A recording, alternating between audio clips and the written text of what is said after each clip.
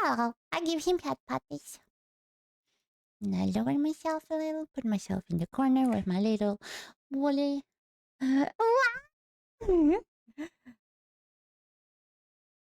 will we get a new support here? I don't know. Says no one in the server who knows where I live. I'm still safe. First and foremost, I am joking around. I would never actively look for any of you guys. That's creepy as heck. Don't worry, I'm just messing around. I just really like your little land. It's beautiful. The one who's in the okay. It's been a wild night. Been up at 1 a.m. because Puppy had to go to the vet hospital. I'm having breakfast because I need to monitor her condition until the afternoon. What is wrong with Puppy? What is wrong with Puppy? I'm worried. Lower yourself, Floof? Yes, I had to lower myself. Maybe about if the pupper gets better. Yeah. Floof tracks me down. I love the taco. I love the taco. I protect the taco. I give kisses to the taco. Mwah. It's fun. Also, I wouldn't mind if you find out. I know it's for that. Okay. You know, I definitely don't want to make you feel uncomfortable. That's why I like messing around a lot, but I don't want to make you feel uncomfortable. But you have a beautiful land where you are. It's amazing. All right. 2 hours of React. Here I go. So looks to have got kennel cough. Baby. No.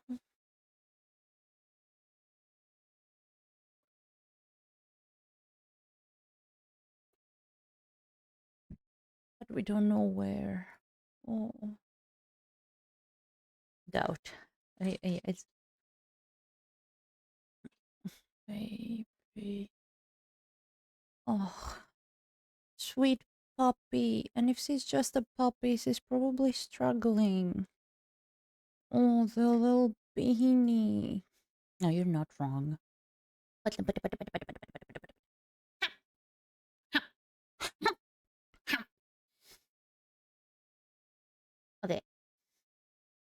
Alrighty.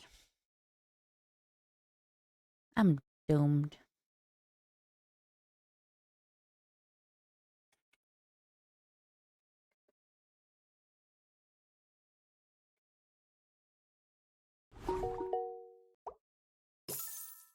Liv, I'm used to crazy people. You're fine. Just let me know if you want to know where I live.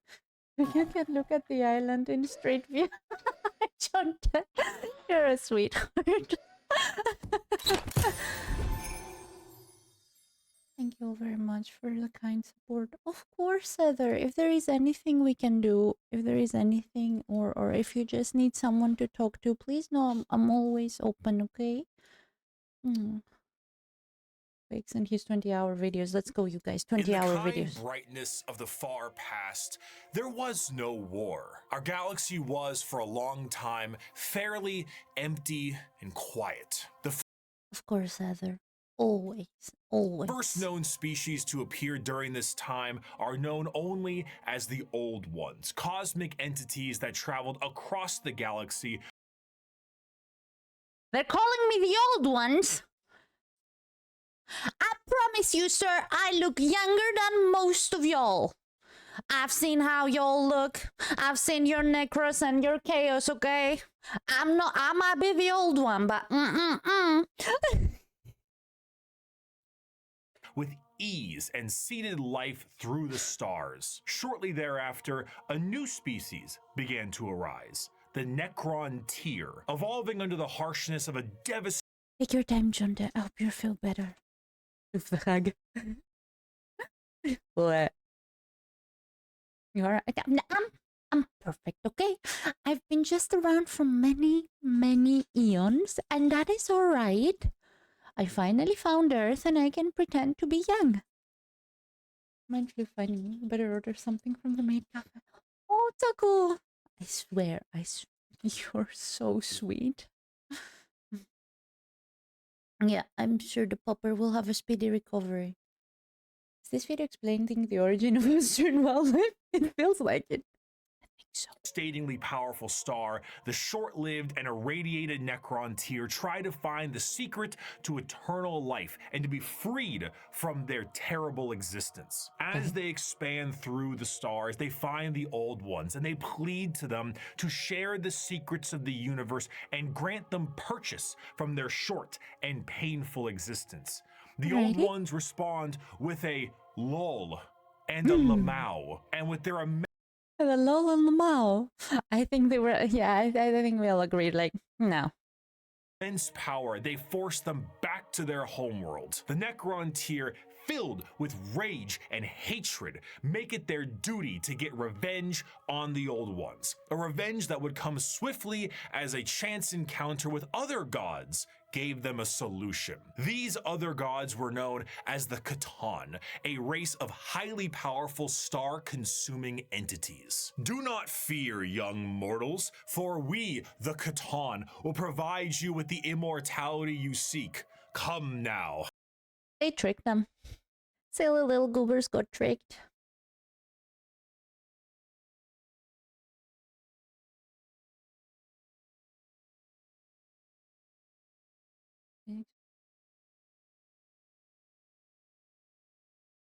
I know it's unhealthy. Shane, I don't want to accept ammo. I'm perfect. I am not eons old. I'm just a baby. Prawn seeds are shit. Are you really going to watch 24 hours? It's just 2 hours, but I think I would die if it was 24 hours. Britain has made cafes. Yes, they do. This is part 1. Is the prank video. Won't you shake a poor sinner's hand? Quoted from Nephetron, the Deceiver. The Necron tier accepted the Votan's offer of immortality, but believe it or not, this turned out to be a ruse. A trick. The Votann crafted gigantic furnaces and began the process of biotransference. The Necron tier willingly walked line by line into the furnace engines made by gods who devour stars and had their souls consumed instead. The short-lived, irradiated, and cancer-inflicted race of the Necron tier ceased to be, and the immortal, soulless Necrons remained. Now backed by the immense power of the Votann, the Necrons rally against the Old Ones, and the bitter conflict in the stars at this time is known as the War in Heaven. Despite creating various races and entities to aid them in this battle, the Old Ones are overwhelmed and eradicated down to the last, due to the sheer power of the Votann off the souls of the Necron tier, and with an army of unthinkable robotic slaves at their behest. However, the Votann are greedy, spiteful gods, and when what did I say?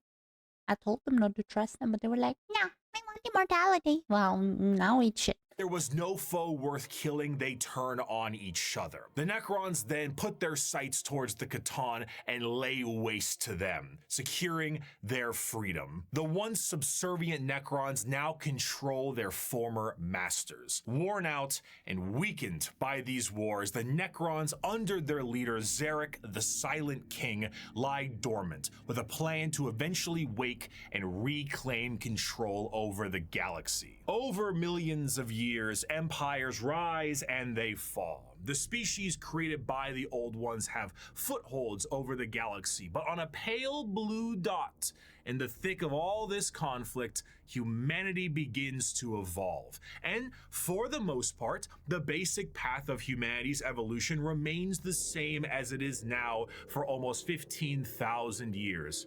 Right now, in the 21st century, this is canon. You, right now, Twitch streamer reacting to this video, calling me out. It's calling me out. You know.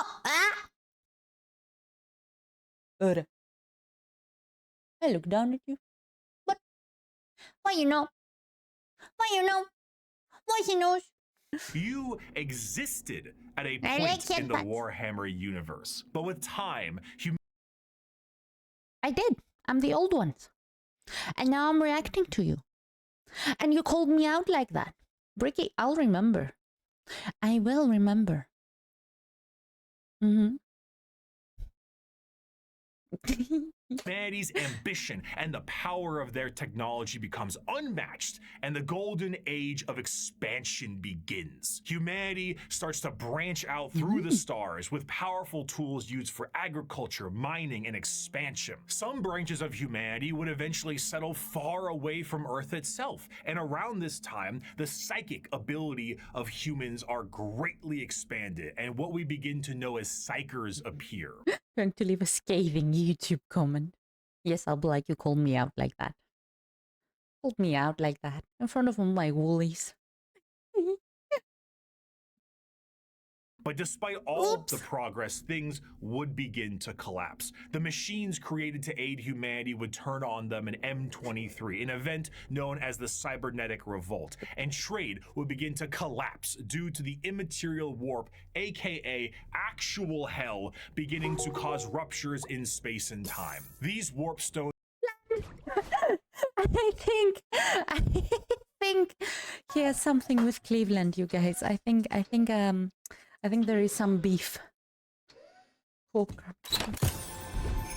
would separate humanity, and this would be what is known as the Age of Strife. The Warp, a sea of souls, storing all thought, emotion, and the souls of those who have passed on, begin fluctuating into something terrible, as far on the horizon, something horrendous was brewing. You see, the Warp isn't just a random assortment of chaos.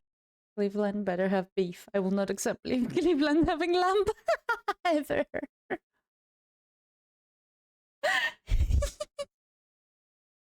Energy. It is fairly well organized thanks to those living in the galaxy. The warp itself acts as an afterlife of sorts, and the actions of the innumerable amount of creatures who live in the galaxy have manifested a pantheon of organized entities known as the Forces of Chaos. At their Oh, chat, they're talking about you. Listening, I need. Yes! Good night, scene. Have a lovely night. Rest well. And I wish you the best of start tomorrow. We have talked about sitting there with our Steam Decks and play co-op. Well, oh my goodness, co-op pooping. Helm are three major entities: Khorne, Nurgle, and Tzeentch. However, a fourth one, Slaanesh, was about to be born. Horny god! The ancient Eldar were one of the first species created by the Old Ones, and due to their extreme and unbridled excess, the birthing of Slaanesh tore a hole in the galaxy and forever. You want to know why it tore a hole? Because Slaanesh is the ultimate footer. Probably tried to the galaxy. I know where the door is. I'll leave. I got it. Slaanesh is Floof's long lost sister. Tell you. See, that's why, Polar, I know that it was Slaanesh that did it. Floof, no! I'm so... Split the Eldar into those of the Craftworld, who not too far, actually. Who sought to bring their species back together, and those of the Drukari, who wish to continue what caused the birth of Slaanesh in the first place. They look like badass elves. The birthing of this fourth chaos god settled the warp storms of the Imperium and ended the Age of Strife, but humanity was still fractured. So one man revealed him. Slaanesh tore a hole in the space-time continuum, literally and physically. Ooh. Himself and spearheaded an immense attempt to reunite all the fractured pieces of humanity. That man was the Emperor of Mankind. After reclaiming the nearly destroyed Earth, the Emperor embarked on the Unification Wars to unite humanity under the banner of... He has such long golden hair. He looks like an angel. So that's why they all follow him. They were like, ah, he's so pretty, he's so nice. Pretty boy will follow. Pretty boy will follow. The Imperium of Man. However, due to the very long and devastating impact of the Age of Strife, humanity as we know it is not the same. To reconquer Earth, the Emperor would need more than mere men. Great beings known And he's a 3-meter tall god. Well, I mean, nowadays, what was it? 6'5", blue eyes. And you guys know what I'm talking about. Fun fact, the huge golden appearance is an extremely potent physic facade. The sisters of silence see what he truly looks like. Oh, what does he truly look like? I want to know. Not sure if Loof saying that is heresy or flattery. Oop. Oop. I messed up. No heresy. Reveal what you know, please. Reveal what you know. The Thunder Warriors were recruited by the Emperor to reclaim the Earth with ease. But these warriors are a blunt tool and had overstayed their welcome. He would need something better, and that solution would be known as the Space Marines. Superhuman soldiers that will have the skill and cunning exponentially greater than the mortal man. These new warriors Chadbong! Did you guys see? I know that's from the show. That's from the. I know what that one. Yeah, I know. But the head bong, he was like, "I'm done with you, shit bong." Would be commanded by an elite group of his very own sons known as the Primarchs. Unfortunately, though, Daddy didn't charge the baby monitor, and his 18 sons would be stolen by the forces of chaos and scattered across. Wait, why did he cut like that? 20 and then 18. What? We have two traitors? Ooh. The only thing that said is he looks like a tired old man, which makes sense given he existed since the Mesopotamia. So by the time of the Horus Heresy, he's already at least 35,000 years old. Oh yeah, so what Polar said, the living corpse. Foxy, nobody tell her? Huh? 2 of them are scrapped from the records. Oh, they're redacted. I need to know about the redacted. I don't care about the 18 after all. Across the galaxy. This would begin the Great Crusade, a monumental task to take back the stars in the name of humanity and reclaim. It's not in the name of humanity. It's the name of the Emperor. Everyone's obsessed with the Emperor. They gave up on humanity. The probably living corpse. Yeah, the 2nd and 11th are redacted by order of the Inquisition. Oh, I want to know.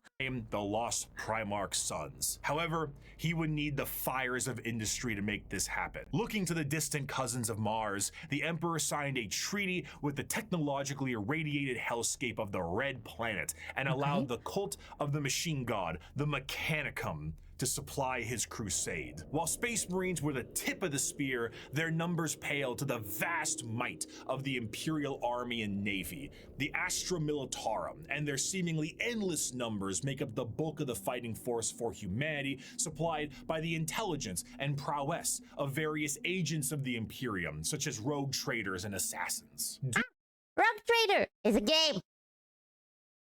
Yeah. You guys see I have knowledge.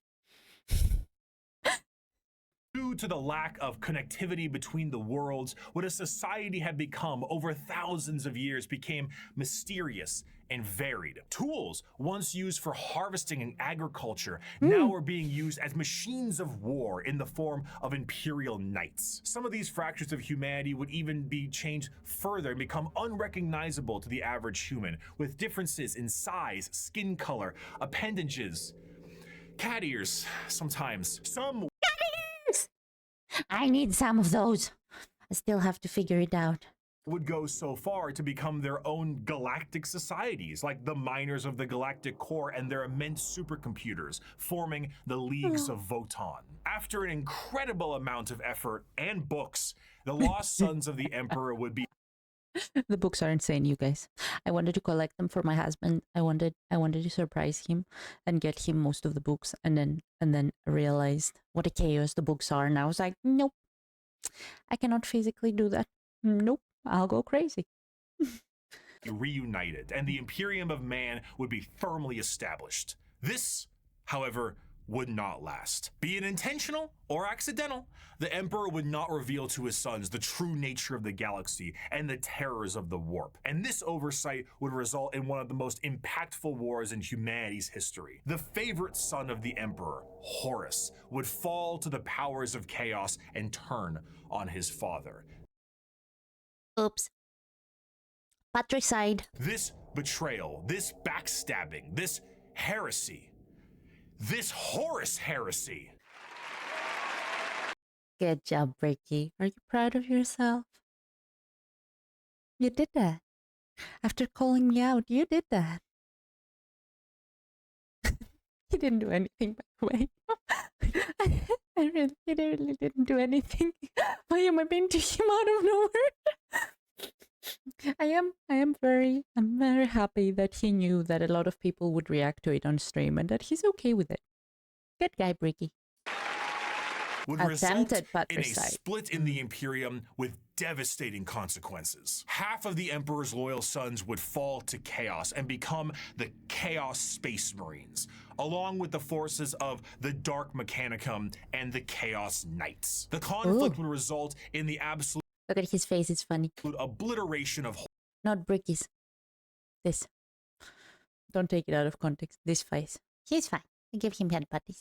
Horus and the physical death of the Emperor himself. The near-dead body of the Emperor will be placed on the Golden Throne to serve as a beacon of humanity and allow for the continued ability to travel the stars, protected by his most loyal, the Adeptus Custodes. The Imperium The Custodes!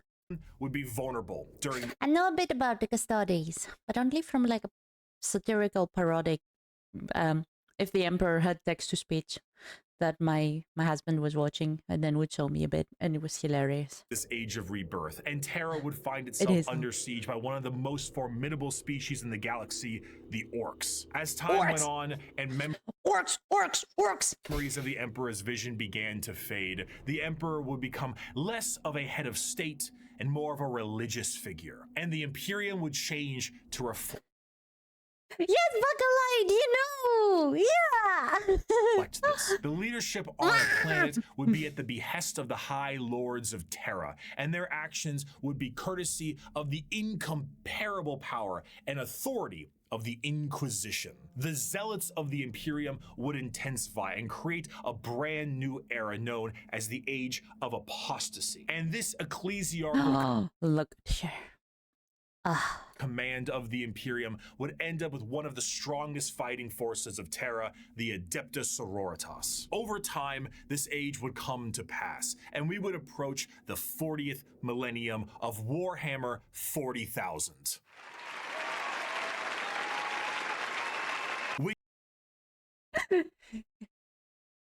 He's a silly goobster. He knows what he's doing.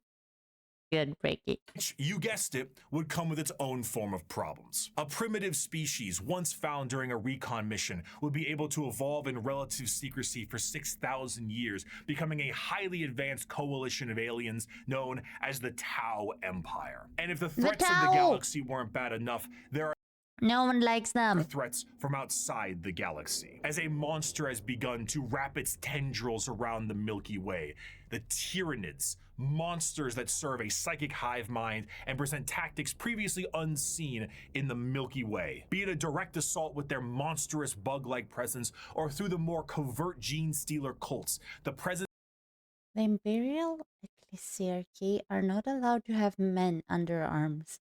There were no rules against women, thus the Adeptus Sororitas. Ah! He's calling himself out. Yeah, he did. And I like the Tau. Oh! Okay. Buckalite likes the Tau. I take back what I said. I take back what I said. Because so good to say big eyes. I like. Please. of yet another threat in the galaxy is proving to be overwhelming to the Imperium. In the 41st millennium, there is no peace among the stars. At any point, your life can and will be threatened by the Xenos races uncountable, or by the arch enemy of chaos within, or by the decroded terror that is the Imperium itself. It is to live in the cruelest and most bloody regime imaginable. Forget the power of technology and science, or the safety of promise and understanding. For in the grim darkness of the far future, there is only war. He did the thing, he did the thing, he did the thing, he did the thing.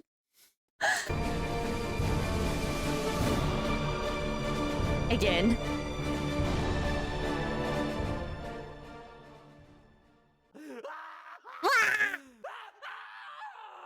a lot. A fantastic job once again, Mr. Kurz, the Night Haunter himself.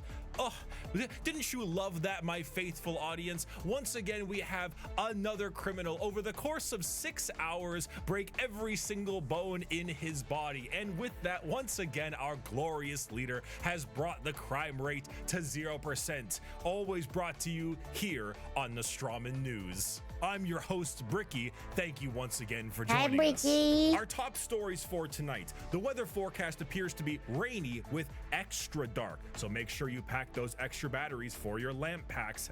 And of course, let's not forget the fantastic gang violence problem we're currently having. Oh, I'm sorry. What's that? Oh, right. It's gone. The laugh.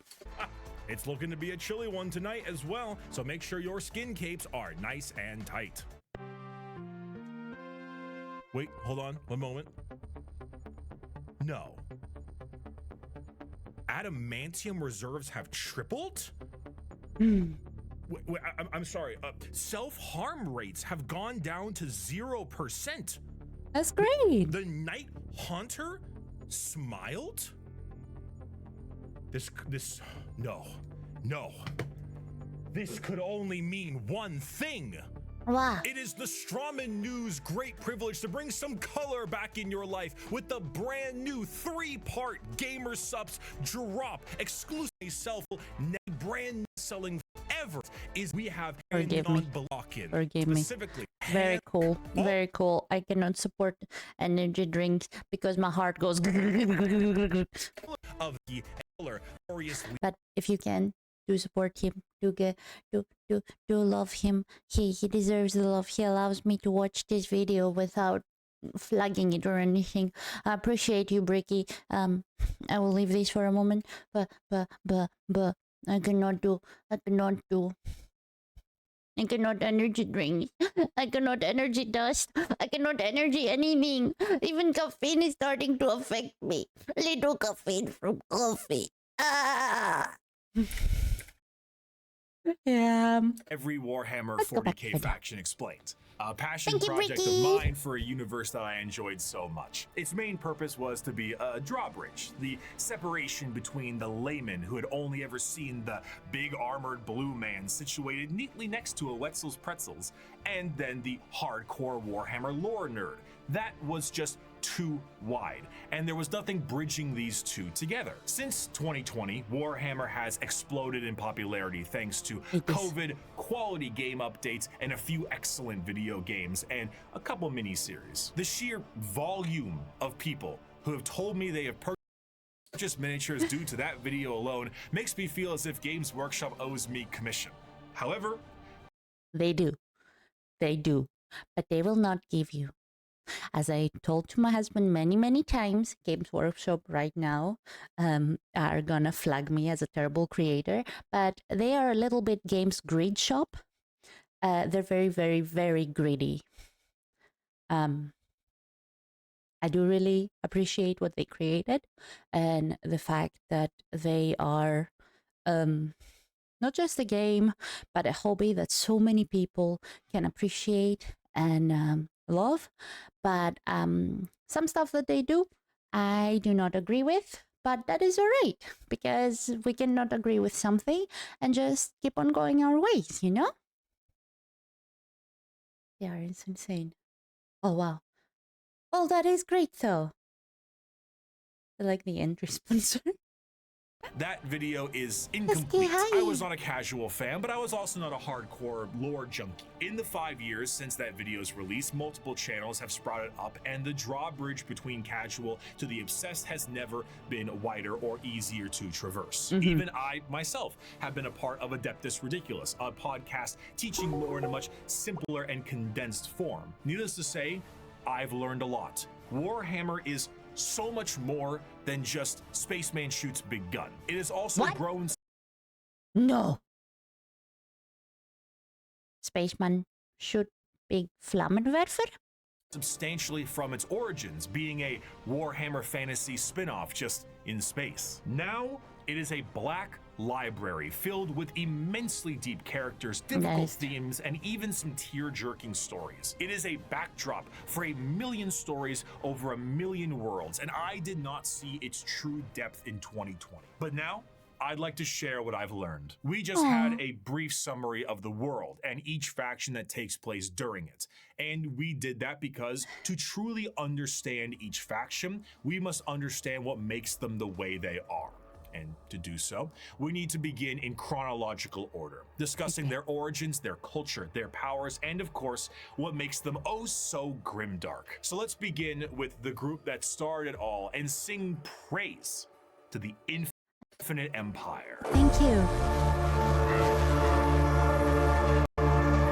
As mentioned before, the Necron tier were the original form of the Necrons, an alien race far away from us that lived short, painful lives due to the irradiation of their star. Normally, this would manifest as like a sort of cancer, a space cancer of sorts. The Necrons are very much inspired by the ancient Egyptian aesthetic, but unlike the windswept dunes commonly associated with it, the irradiated hellscape the Necron tier endured was far from picturesque. This also translates into their hierarchy. They are a race of nobles and peasants. Most of the peasants would often live for their very short amount of time, only a couple of decades, while the nobles tended to have better care and would live a little bit longer, but still far less than the average lifespan of a human, even today in the 21st century. The leader of the Necrons was Zarek, the Silent King.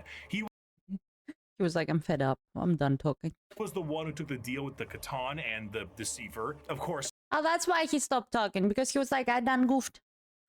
I done goofed. I know. Somehow the pile of grey keeps growing, never shrinking. Yep. And then it transforms into a miniature, and then, oh, there is more pile of grey. he wasn't aware of the fact that they were known as the Deceiver at the time, but the whole species was blinded by hate after being debased by the Old Ones on their quest to cure their illness. The sheer pain that underwent the Necron race can't be understated, as their fear was manic. The Votann are, of course, gods that eat stars, and when the leader of your species tells you to march into the gigantic green furnaces to ascend to immortality, you march. The scenes from these are... No, you don't march. Wow, rich people living longer? That's so not like real life. Straight. Just the title of thing. It's not a vow of silence like the Sisters of Silence. Ah! long lines of both the peasantry and nobles clutching their red. loved ones in I have a no frantic act to save I'm their touching own his shirt. lives. Many of I'm them touched red. already inflicted in the late stages of this space cancer, some of them crawling into the biotransference furnaces, trying to outrace death itself without Jesus. realizing death was the one who made these to begin with. What came out the other side was a soulless husk. And I say that literally. A soul is not an abstract concept like it is in our world, an immaterial version of oneself discussed and debated in religion and philosophy. No, in Warhammer, a soul is a real, tangible item of oneself. And the Votann basically were just like to every single person who went in their furnaces. If you were a peasant, you came out a Necron warrior, and you as an individual have ceased to be. You have no mind, you have no soul, and your body, as you know it, is made of an extremely advanced mass of re-knitting living metal known as necrodermis. You cannot think for yourself, for you do not have a brain to think with. All you do now is await protocols from your overlords, which are the nobles who... So they die, technically, right? Oh, an imposter check here. Building house with hammer. Came out of the furnaces with their minds intact. Not their souls, mind you, because... But their minds... Yum, yum, yum, yum. Are very much intact. These nobles now have command protocols, and they are able to command all of their peasantry and do with them whatever they wish. Zarek, the Silent King, is the most advanced of all the Necrons, a perfect metallic version of himself with incredible power and intelligence. His strength allowed him to lead the undead and the unthinking armies of the Necrons to battle against the Votann when they were at their weakest due to their incessant infighting, and then win back their freedom. But gods cannot die. So in reality, what occurred is the Votann were shattered into thousands of pieces, and each shard of their god was trapped in a stasis vault and mind controlled to do the bidding of the Necrons they once enslaved. Damn! They did a Nuno reverse. I love the Crons. Oh, wait. So were they copied but the originals killed? Well, it wasn't quite copied. I think they turned into the metallic perfection. They had no soul, but wait. So the protocols, the nobles had them, but not the peasants. So technically just the peasants lost their soul, but the nobles... Ah? Their minds were transferred into robots' bodies or something. Yeah. But not a Warhammer. I do not have types of hammers though. You think you can defeat us? We who have slaughtered our very own gods. Yep. But no reverse. Good job. The biggest challenge they face now are actually the upstarts of the galaxy. The Eldar and the Orcs were quite prominent, and as you can imagine, a galactic war really takes its toll on the joints, or I guess the servos. It was in their best interest to wait out the galactic rise of the other races and come back at a more opportune time. So they went into stasis via these massive tomb complexes hidden beneath various worlds, biding their time until it was once again their opportunity to rule the galaxy. Zarek, the Silent King, as penance for his failure to his... Every one of them lost their souls. The nobles just kept their minds. Oh, okay, so I guess it was like, okay, we kept more of our minds. You just follow protocol. Okay. More or less. Alrighty. People exiled himself into the darkness between stars for the next 60 million years with his perfect memory, a constant reminder of the doom he inflicted upon his people. Flash forward to the modern day and the Necrons are reawakening, but it isn't working as well as it could be. Whether the tomb world is reawakened naturally or by some imperial moron stepping on a green glowing rock, the Necrons have come back to reclaim a galaxy they consider rightly theirs. But 60 million years of hypersleep have taken their toll. Many Necron dynasties awake with systems unrestored and huge swaths of their population's minds completely lost. Necron nobles wake with various mental faculties compromised, sometimes exhibiting traits similar to excessive paranoia, schizophrenia, or even dementia. One notable Necron, Nemesis Zandrek, believes that he is still back on his home planet fighting off separatists and interlopers. See, Oberyn, the separatists come, attempting to outflank me as they did at the 4th Battle of Vindach. How they calculate that daubing themselves green and roaring like savages will produce a different outcome, I cannot fathom. But it is of no account. Ready, my legions. Another glorious victory shall soon be ours. Other individuals, such as the esteemed Imhotep the Stormlord, seek to usurp the newly returned Silent King for rightful ruler over the Necron race, believing his time has come to an end. If the brain not transferred physically, the original is dead, in my opinion. Yeah. Self and soul not strictly bound to your brain in Warhammer, but there is a chance it was their bodies that was made into machines. Oh, great. The robots have gone mad. What could go wrong? Nothing.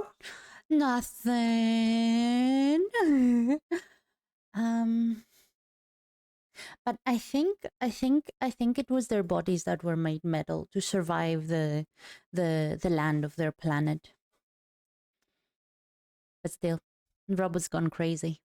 While scientists and archaeologists like Trazen the Infinite and Orikin the Diviner spend thousands of years bickering over artifacts and petty squabbles. Truly, the Necrons are a faction of unthinkable, unimaginable power, held back entirely by their own hubris and 60 million years of stasis. It is a species Aba, what does hubris mean? Ah, excessive pride of self-confidence, okay. Or self-confidence, okay. Sorry. Oh, I love those two. Oh. Played one, the Necron destroying cards are what go wrong. Oop.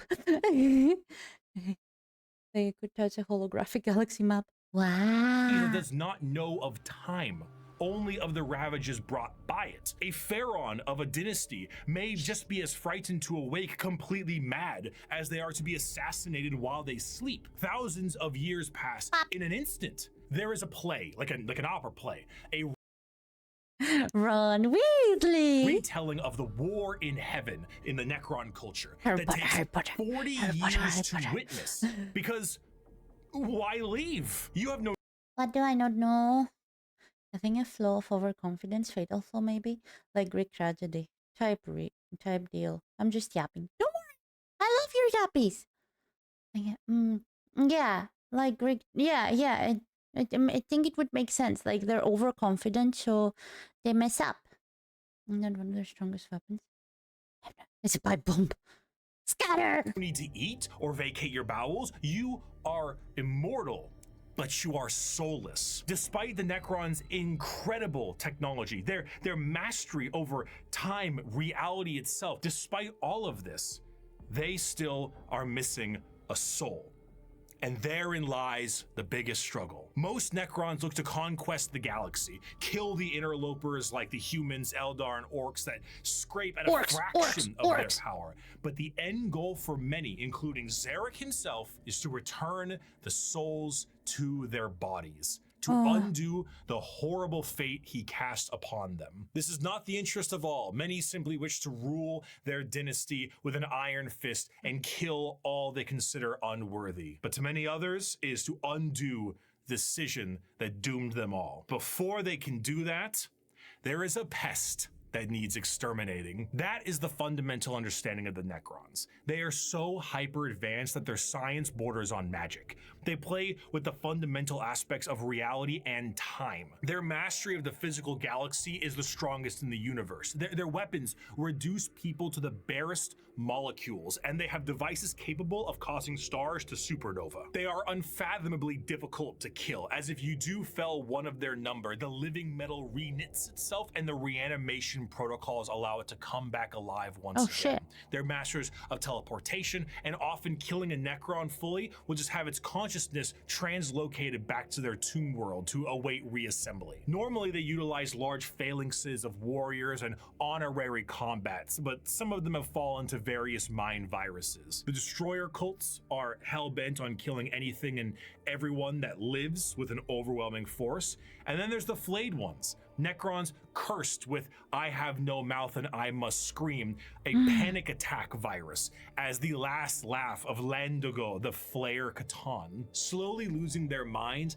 they strip apart their foes and adorn their bodies with the skin of their enemies, trying to better return to their old feelings of flesh and blood. The Necrons are a degraded version of their mighty empire, and still one of the biggest threats in the galaxy.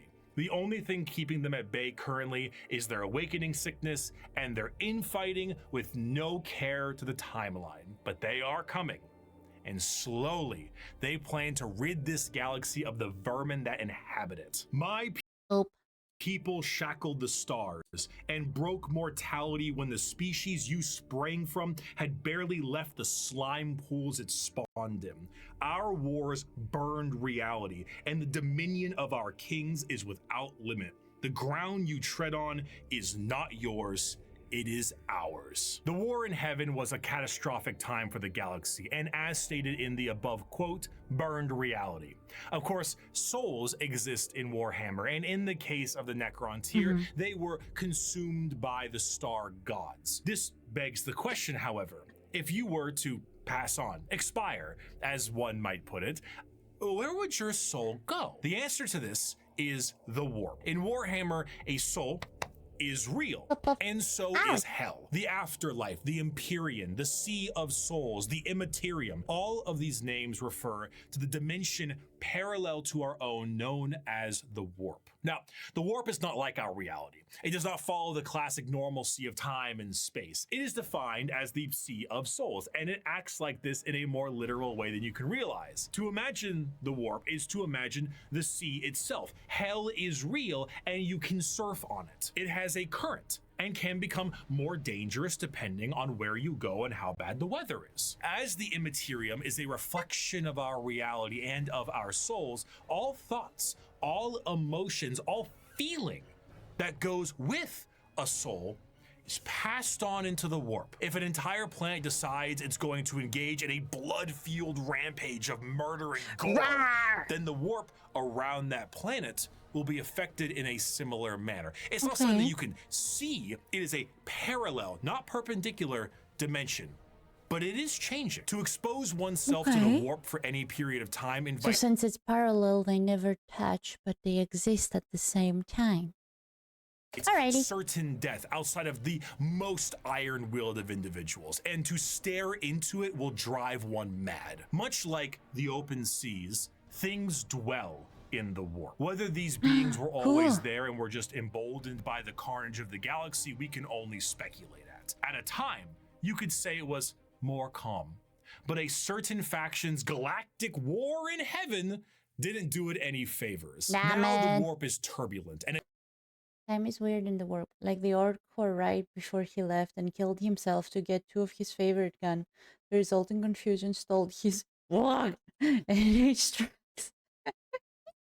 Its realms belong to a pantheon of gods known simply as the forces of chaos are beings that serve directly under their patron deity. There are 4 current gods of chaos at the moment: Khorne, Tzeentch, Nurgle, and Slaanesh. Each of them represent various facets of and emotions of sentient species and play a great game against one another for total control over their realms. Interestingly enough, while their disciples have physical forms we can understand, the Chaos Gods do not have a physical visual that you can perceive in reality. So while there are tons of fantastic fan art, we do not know what they truly look like. That's cool. They are conveniently color-coded. Khorne is the god of blood and I like color-coded. Makes it easier for me to remember. Murder, carnage, and slaughter. He is the one who is most powered by the wholesale killing of any living thing. For Khorne cares not from where the blood flows. With a sacred number of 8, he is the lord of all things involving killing and blood and gore. The champions are extremely strong as well, with monumental muscles and extremely large weapons. A true analog to Khorne would be his greater demon, the... What type of weapons are we talking about? We're talking about swords, guns, cannons. Bloodthirster, an enormous muscle-bound flying devil with an axe so large it splits tanks in a single swing. They move into battle with armor of brass adorned by the skulls of their foes and pools of freshly spilt blood. This may appear to be a quite weapon, of course, demonic, one might say. But in the world of chaos, all emotions feed one of these gods in one way or another. If you were to define Khorne with single words, you would use blood, carnage, murder, skulls. But you'd be missing out on important ones like strength, honor, prowess, courage, and skill. Khorne is not just about the wholesale slaughter of people. He is about the honor and power of martial combat. The true strength there is in besting someone in physical strength and skill. Of course, a murderer would be someone who would feed Khorne, but a soldier could feed Khorne. A martial artist or professional fighter could feed Khorne. A warrior, good or bad, feeds Khorne. A diplomat does not. A premier soldier does. A GoFundMe does not. This is what leads many mortals down the path of Khorne. But what about all the GoFundMe? For he will bless those that bring him enough skulls, and in a world this destructive, there are many ways to reap a high tally for him. Prepare the dread claws and unchain the mad one. 1 second. I went to the wrong hole and I got tea on me because I missed my own hole. Do not They'll have the same. Glorious battle awaits us today, for the world below has refused to surrender. Let us descend upon them with fury and rage, giving no I thought here it said with fury. And I was like, wait, with the furries? They're coming out? quarter and sparing only those warriors who fight well enough to earn a place amongst us. As to the rest, their lives and possessions are ours, but their skulls are for Khorne. Normally, if I ever want to explain Khorne, I just kind of show them this clip. I'd never stab you in the back, Shepard. Warriors like you and me, straight to the face. Moving on, Tzeentch is the second god, the god of trickery and mischief, the changer of ways, the great conspirator and the architect Yeah, they are the cut girls. Yeah. But I was imagining something very, very different. of fate. With a sacred number of 9, Tzeentch is truly the god of change in all of its forms, but there is an obvious undercurrent of mischief and cunning. Tzeentch is such a liar that his pants have gone thermonuclear.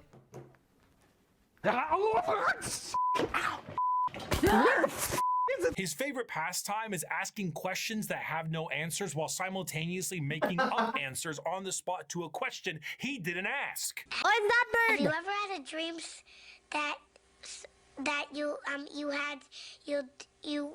could do so you This is how I feel sometimes.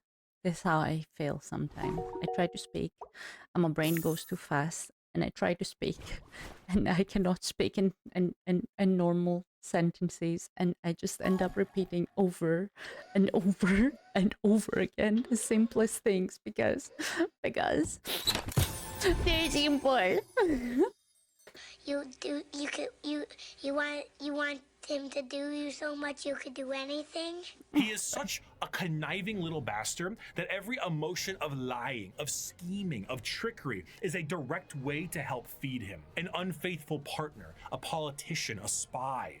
All these people feed Tzeentch in one way or another, and it doesn't matter if the intentions are good. Acceptance does not feed Tzeentch. Change does. Tzeentch doesn't care about your facts. He only wants opinions. Because he represents change, he also represents hope, though. Schemes are not always bad, and even the hope to make a better tomorrow is the change he seeks. Because he is the architect of fate and the mastery of sorcery, his presence is purely unknowable. Every depiction of a Tzeentchian demon contains more eyes than are necessary and more mouths than I know what to do with. It is a biblically accurate angel if the angel gaslit you into thinking birds are government drones.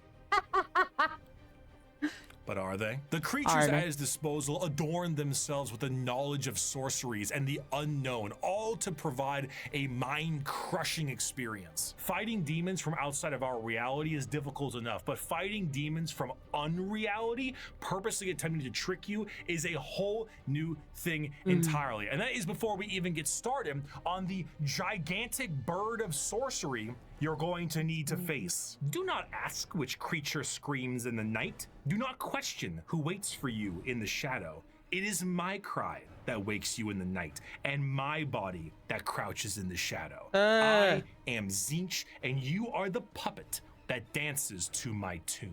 Third of the Chaos Gods is the one of acceptance of rot and pestilence, the grandfather himself, Papa Nurgle. Nurgle is the exact opposite of Tzeentch. Where Tzeentch believes in change and hope for a future, Nurgle believes in stagnation and the end of everything. At one point or another, we will all decay. We will all rot and we will all end.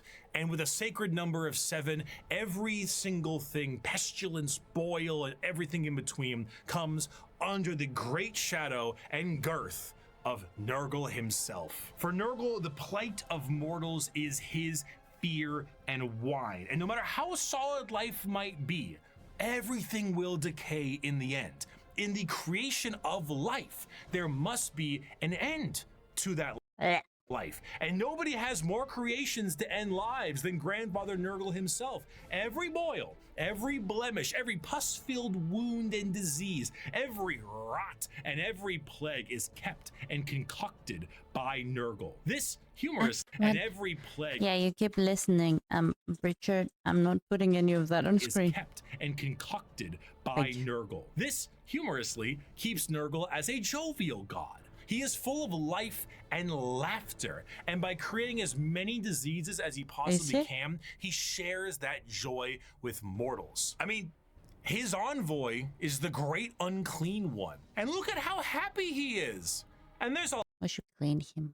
I think he needs a shower. a lot of him to love. A fear of death in general is Nurgle. All disease makes him stronger, but to pray for salvation for a wounded loved one is to feed Nurgle. The timeless and inevitable fear that one day you will rot and decay is what gives him strength.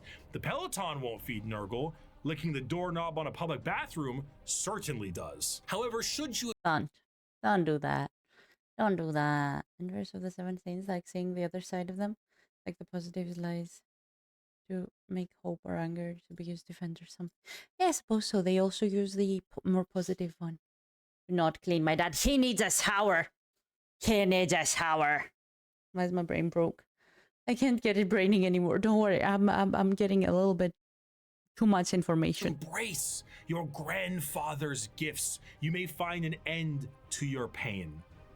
Maybe all mortal followers of the Chaos Gods found themselves there in one way or another, either through the direct worship or the slow corrupting of their souls. But those that take Nurgle's gifts and embrace the decay of their bodies may end up being chosen among his few as a faithful servant. In doing so, you will be free of the pain caused by Nurgle's ailments, and you may even find yourself just as jovial and happy as he is. Maybe. His enemies shall wither and die. His allies shall wither and die. The universe and all within it shall wither and die. And when the great corruption has settled over the land and permeated the very foundations of reality itself, then shall the Lord of all rise from the rot and ruin, spread his arms wide to reclaim all of his dutiful children. Those were I don't like it. Were the three major chaos gods for a very long time, emboldened by war and death on a galactic scale, ever present but now fact on the suffering of a galaxy. One race, for a while, was able to elude the pull of chaos, an advanced race of psychically attuned aliens whose master over the physical world was so strong that chaos could not glean from them the morsels of power they wanted. I was saying about Sins that he almost once again the three other gods, but then self-sabotaged.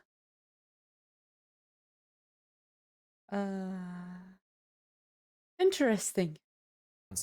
Sins was like, I'm done winning. I want to lose now. Smart, but then prank yourself and not. Yeah, that does sound like him. He was like, change. So they couldn't. Not for a long while.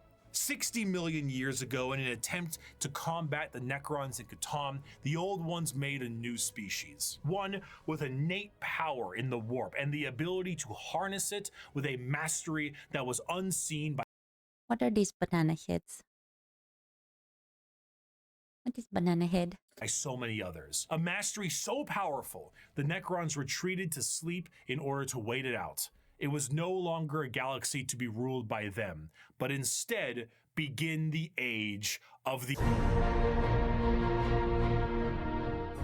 The Eldar are a race of pointed-eared humanoids that are all psychically attuned to the warp. If we're being meta here, these are space elves, and these elves ruled the galaxy in the time the Necrons went to sleep and humanity began to rise. The Eldar's empire was galaxy-wide and lasted for longer than any other galactic power that we know of. Their understanding of all things was exceptional. With every single one of them being psychers, they had the ability to master the warp and use it to their advantage. See, being a psyker is basically like being a wizard, or I guess in this case it's more of a sorcerer, since you are born with the gifts as opposed You're an Eldar, Harry. To learning them. In order to utilize your psychic abilities, however, you must then reach Fucking into space the elves. other dimension, into the warp, It's about into play. hell Yeah, for about play. that power. So if you were to say, cast Fireball, your mind would reach into the warp, gather the strength to rewrite reality, to then cast Fireball. Now, you might think to yourself, doesn't that mean if you are opening up a power to the warp, you may create a lot of risk to yourself because of all the horrible things we just talked about in the fine. warp? Yes. However, in Warhammer 40k, willpower is That's a real, fine. tangible thing in the sense that in its own right, it can be weaponized. Being strong of will means being strong of soul, and being strong of soul means you can resist the pull of the warp that much more. A more inexperienced psyker opens up a hole into the warp that is large, and that hole widens to get more power, allowing evil things to get in. A powerful psyker is able to open a very small hole, but with immense force to get the same amount of power with less risk. The Eldar are I have stuff to say about the holes. I will not say. master psychers. Every single one of them can call upon the warp, and over millions of years they have Good perfected it so psyker. much so Aw. that they can weave It's mind break. structures out of it. In some species in the galaxy, they utilize the warp itself for interstellar travel. The Eldar What? ain't having any of that noise. How about we utilize a fancy alternative mode of travel that is substantially safer than the old ones created called the Webway? What about dying?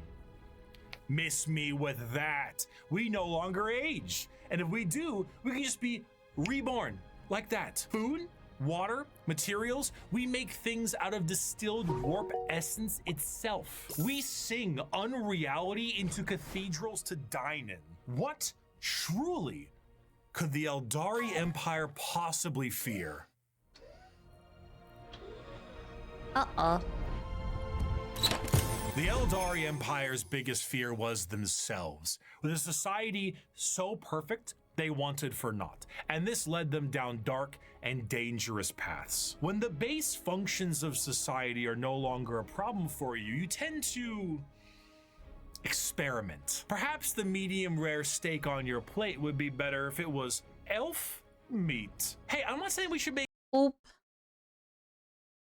They got bored. They got bored. cannibalism legal, but like, what's the issue with a little taste? Violent sports is one thing, but how come we don't do sports to the death? I mean, I'm just saying, like, if both participants are willing and clear about it, like, what really is the problem there, you know? Art is in the eye of the viewer, and what is Yep, they got straight up bored. They were like, we're too cool, we're too great. Let's ruin ourselves. considered art is completely up to the concept of one's own interest. A canvas adorned with the blood of a man wronged is truly the visual poetry that our society needs. Hedonism. With a slow and consistent hedonism, the Eldar slid backwards into debauchery of the sort I cannot discuss on this YouTube video. Murder on stage, delicacies and drugs distilled from one another, the trade of slaves and concubines, and much worse. The Eldar physiology has their emotions heightened, and they can feel more than a human does. So while it can provide lows of pure despair, it can also provide greater highs than you have ever known. And swinging between the two of them was the Eldar game. The warp. Yeah, they lost it. And then there's the Necron again, who just travel at superliminal speeds, because fuck physics, that's why. Fuck you, my word. But remember, this was a very, very slow descent into madness, like over thousands of years or more. It wasn't like 1 year or even a decade. It took centuries. Yeah, but they slowly just got really, really bored and were like, might as well. At a certain point, consent is not enough to make extreme enough things acceptable. It's self-harm at some point. Yeah. And then the fucked hole in their head. And Slaanesh was born! Took notice of this Let's go. heavily. Let's and go. it began to react. On a galactic scale, the debauchery and the hedonism of the Eldar race caused levels of warp storm so pronounced and so volatile that it cut off interstellar travel for all those who used it. Communications between planets was removed, and a nightmarish era of old night began. This continued for thousands of years, hundreds of thousands of years. The Eldar all but removed from the problems being caused as they entered heights of more and more ecstasy. They needed more and more and more. Nothing was ever enough. More murder, more torture. It's art, it's delicacies, it's life. This silence offends Slaanesh. That was good editing. That was good editing. That made me feel uncomfortable. That was very good editing. Wait. Yeah, you did it.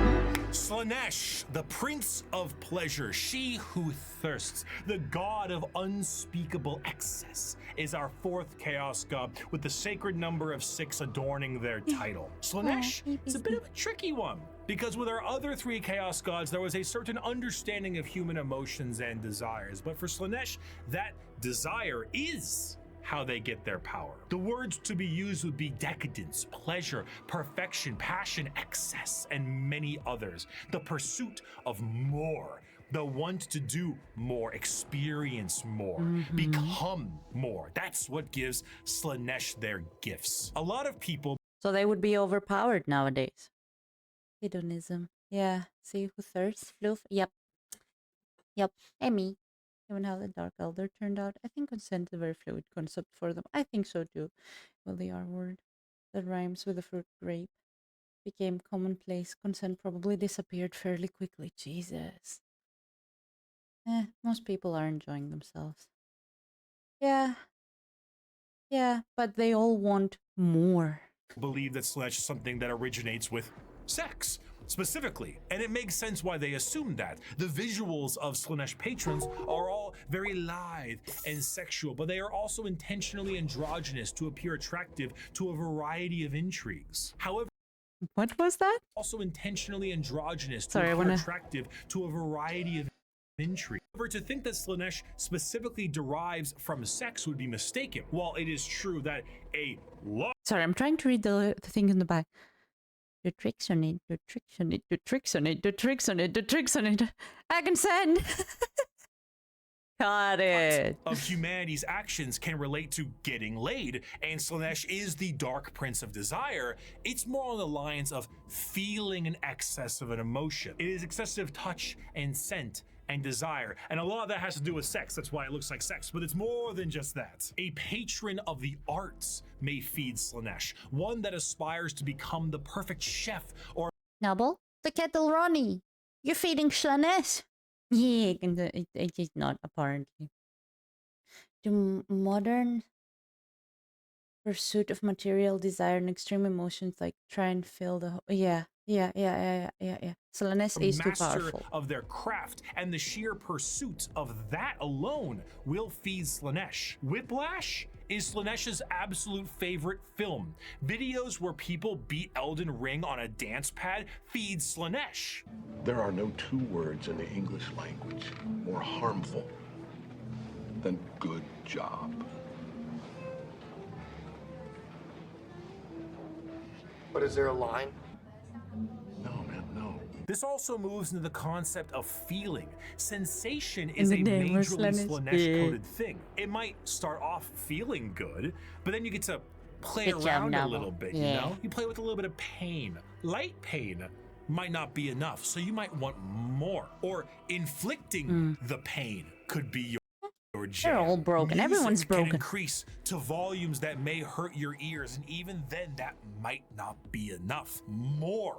You must have more. Many of the disciples of Slaanesh carry a demonic form in their lithe grace. The keeper of secrets is his chosen envoy, and their movements are a blur of dance and pain with an aura all the more fatal. They dance and sing, but there's always a form of malice behind every action they take. An alluring gaze that will pull you in right before the demonic entity can crush you in that grip. Slaanesh's lovely. palace has 6 layers surrounding it, and one of them is the excess of Okay, so they did a Dante's Inferno type of thing with less layer. gluttony, where the participant finds themselves in a beautiful And banquet different, full yeah. of the most delicious foods imaginable. Tables of delicacies and rivers of wine tempt the user to such a degree that they cannot stop stuffing their face, unaware that the things they are eating are very vaguely familiar meat. If one does not see themselves drowning in the river of wine,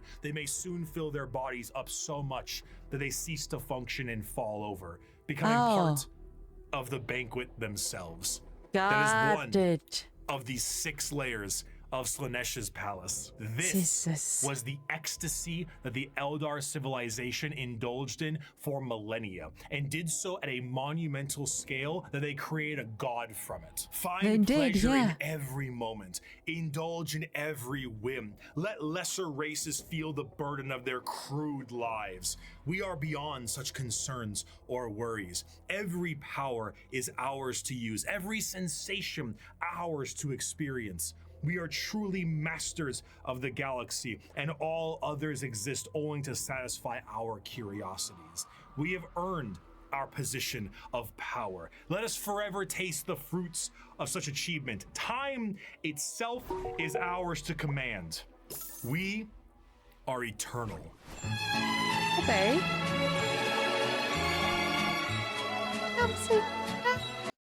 I'm gonna like, I side with the orc voice. Orcs, orcs, orcs!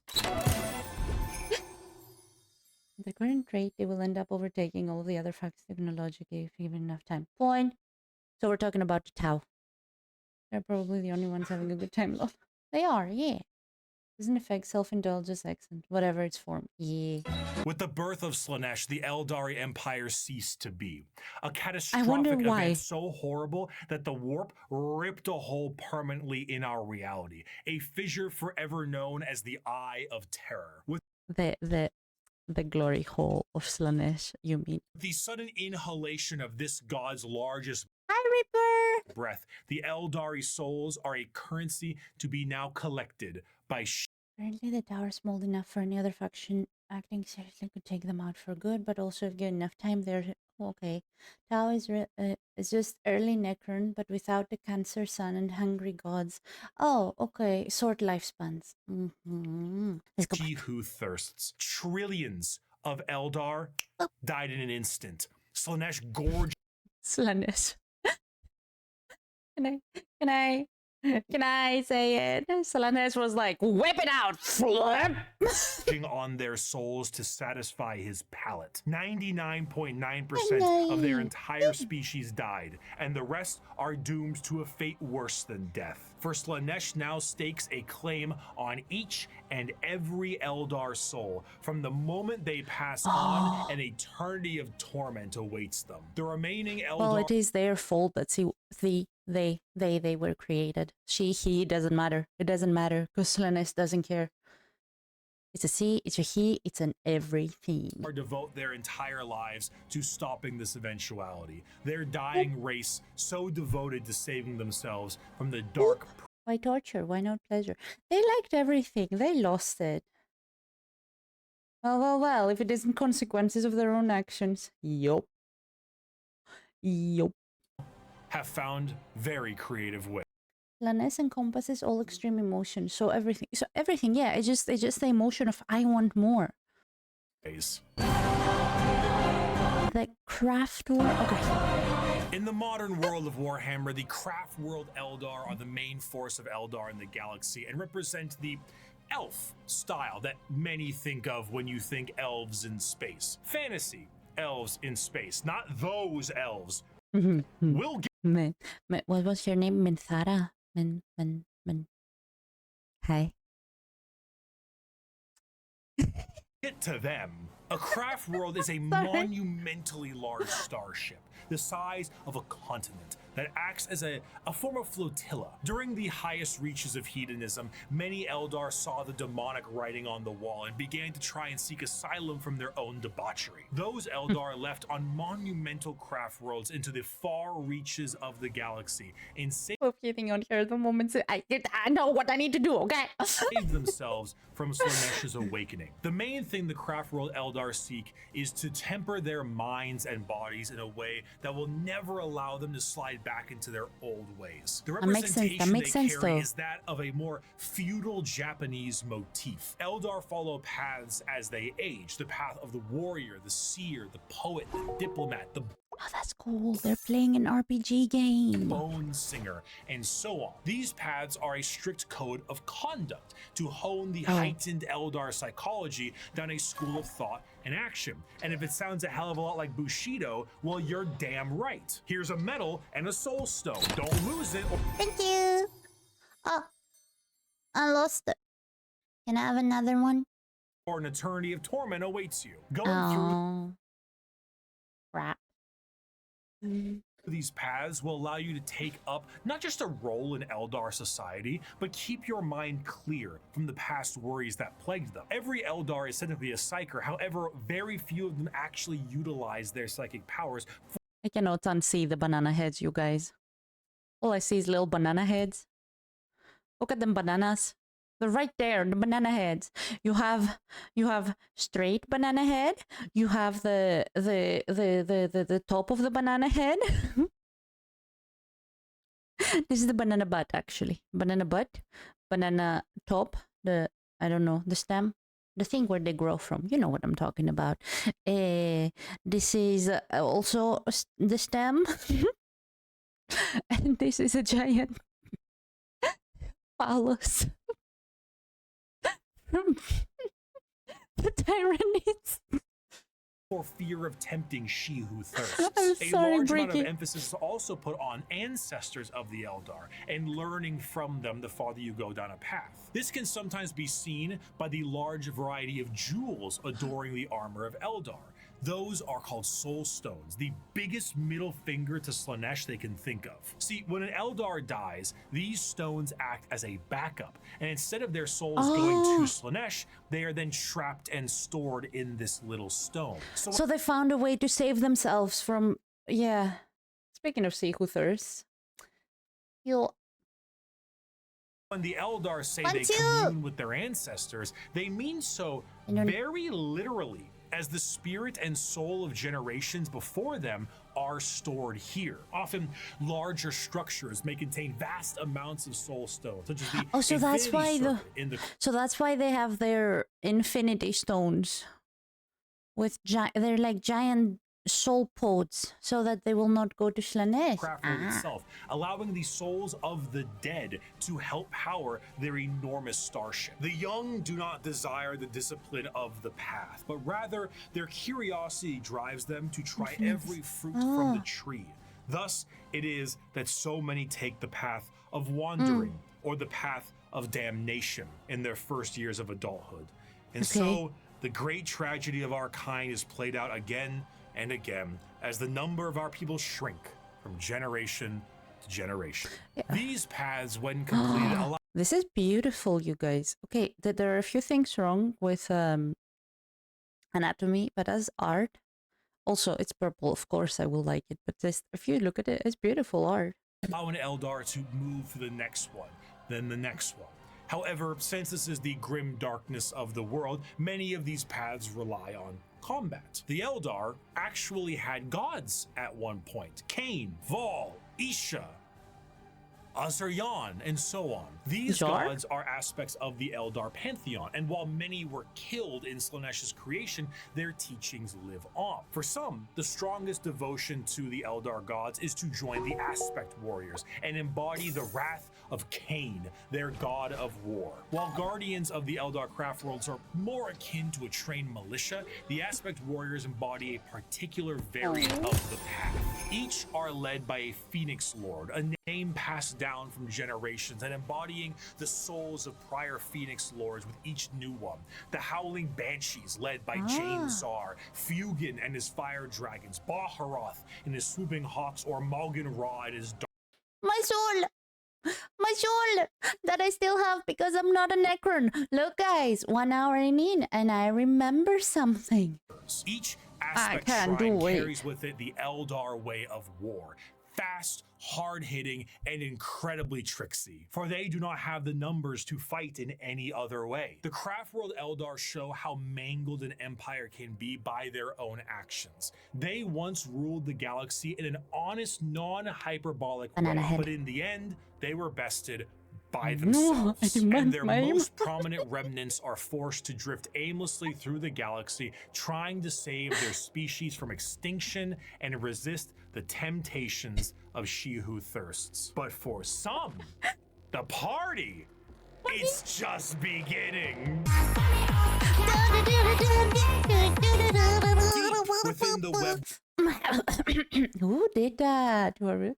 Plus the Floofyumi. Is the city of Kamara. This dark city once existed as a port in the webway that allowed for ease of transport for the Eldar between its various domains. The significance of this city meant that it needed to be a bit more of a neutral territory outside of the jurisdiction of general Eldar law, and therefore it was allowed to self-govern. This did not go well. The Dark City became the hideaway for all manner of sin. The Eldar race slipped into debauchery on a galactic scale that it birthed a god, and this was the city you went to when that wasn't enough for you. The convenience of being so deep within the webway was that it exists as a blind spot to the horrors of the warp. So while I noticed something.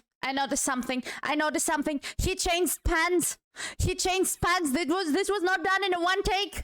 This was not done. It's okay, Bricky, I understand. You almost made it seamless. While the rest of the Eldar fled the downfall of their species, Kamara kept partying. When Slaanesh was birthed, they were saved the worst of it, thanks to them being nice and neatly tucked away inside the webway. Oof, why do you keep looking at his pants? No, it just in passing, I noticed. First it was a sweatpant, now it's a chino pant. No, I did not look at his brig. I noticed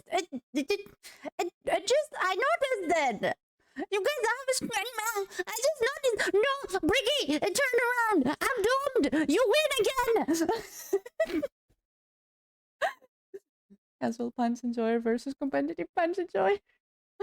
That's what you think, Flu. Maybe he changed his pants in the same take. Oh, and just got it out. Oh, so maybe he did it to trick me.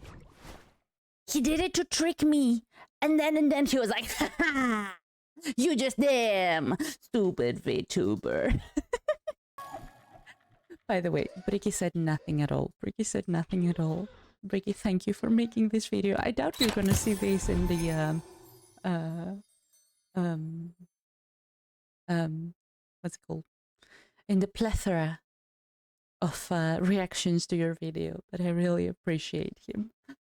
Oh. But only somewhat. The Dark Prince did not have a grip around their soul, but the tiniest pinky finger, and they were still pulling. But due to their excess hedonism, they found a solution to this problem. If they tormented others, they could temporarily rejuvenate their souls and continue to cheat their inevitable death by placating the Prince of Pleasure. And if they kept this up on the regular, they could effectively become immortal. Thus, the Drukari were born. Unlike the more stoic elves you see in works of fiction, the Drukari themselves exist as a sort of analog of the more grim and fiendish elves you find in Norse and European mythology.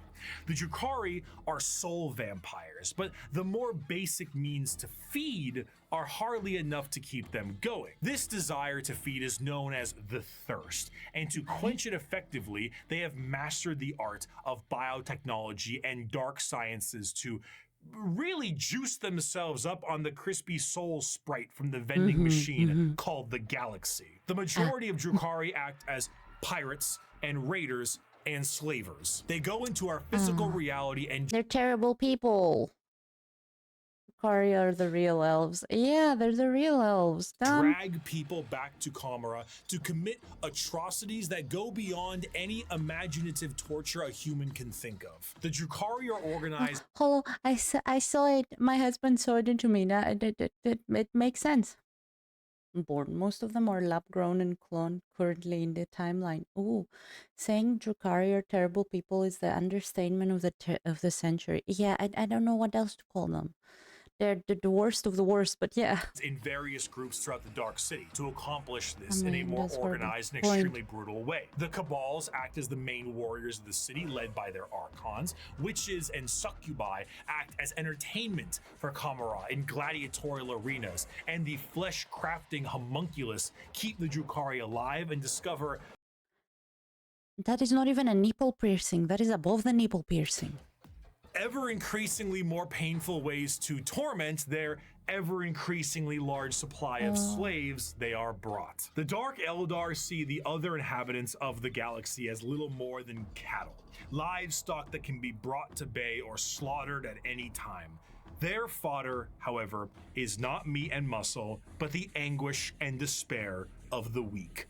The Dark Eldar do indeed drink blood, but also tears, and most sustaining of all, the raw essence of pain they wring out of their captives. The truth of the matter is that Drukari sustain themselves on the suffering of others, not just morally, but physically. Kamara is a city rife with backstabbing schemes and murder. It is the worst back alleys of the worst ghettos at the best of times. Nothing is more horrifying to a Drukari. Sorry. The Drukari are where you go to stop being a big, probably some people are freaky. I mean, hey, if they help people, hey.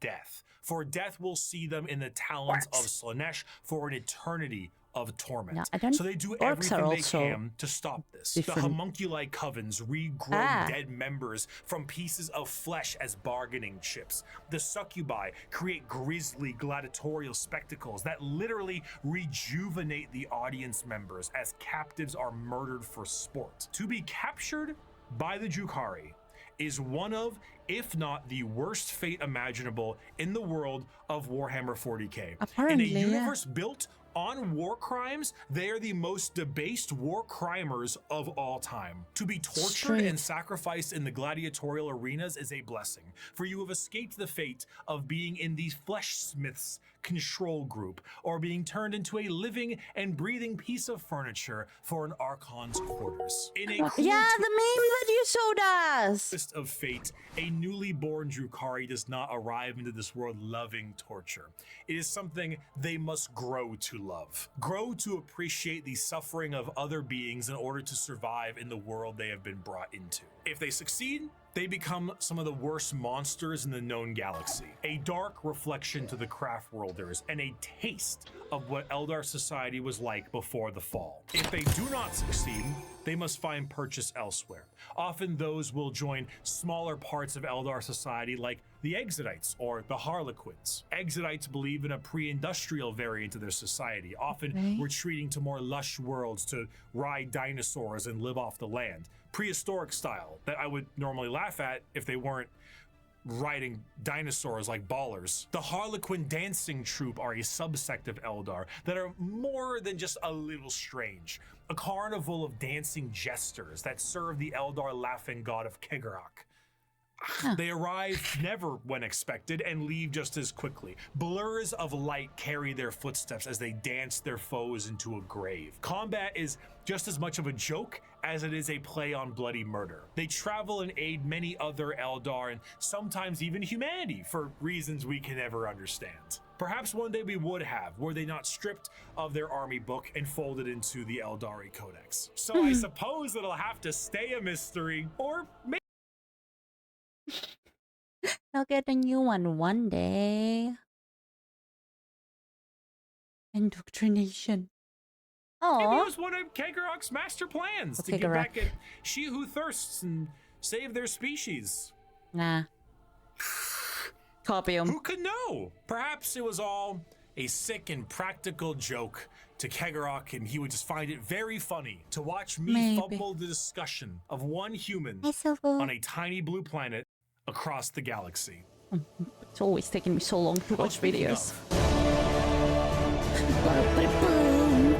Before the fall of the Eldar, Earth, or Terra as it's called, was in ruin.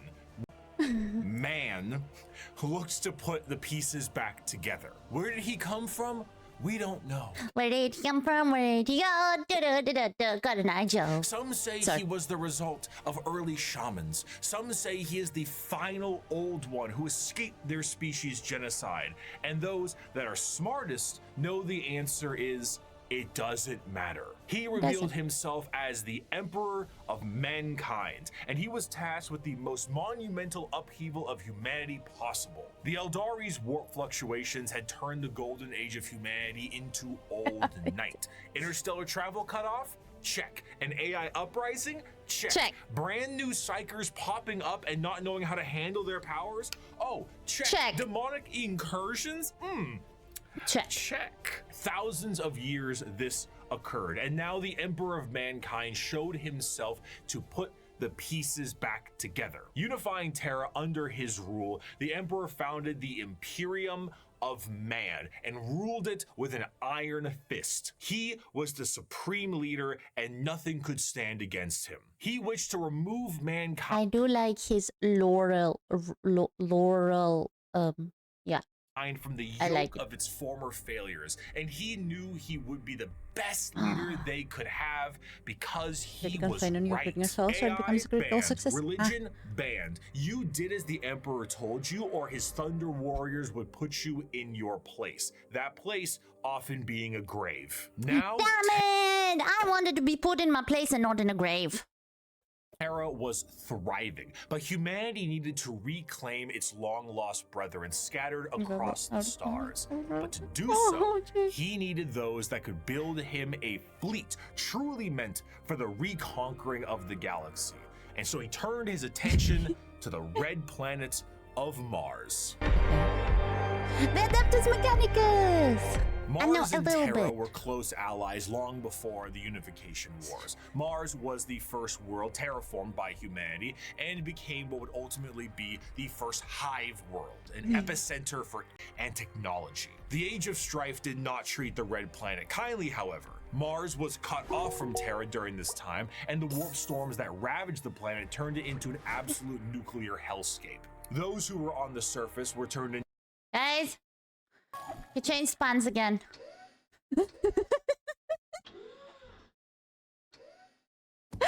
I noticed! It's right there. It's no longer the same beige color. And I was like, what the fuck? And then I noticed there's different puns again. Your run-of-the-mill mutant if they eat. But you also noticed, Mikhail. You say, I knew you would notice, but you also noticed.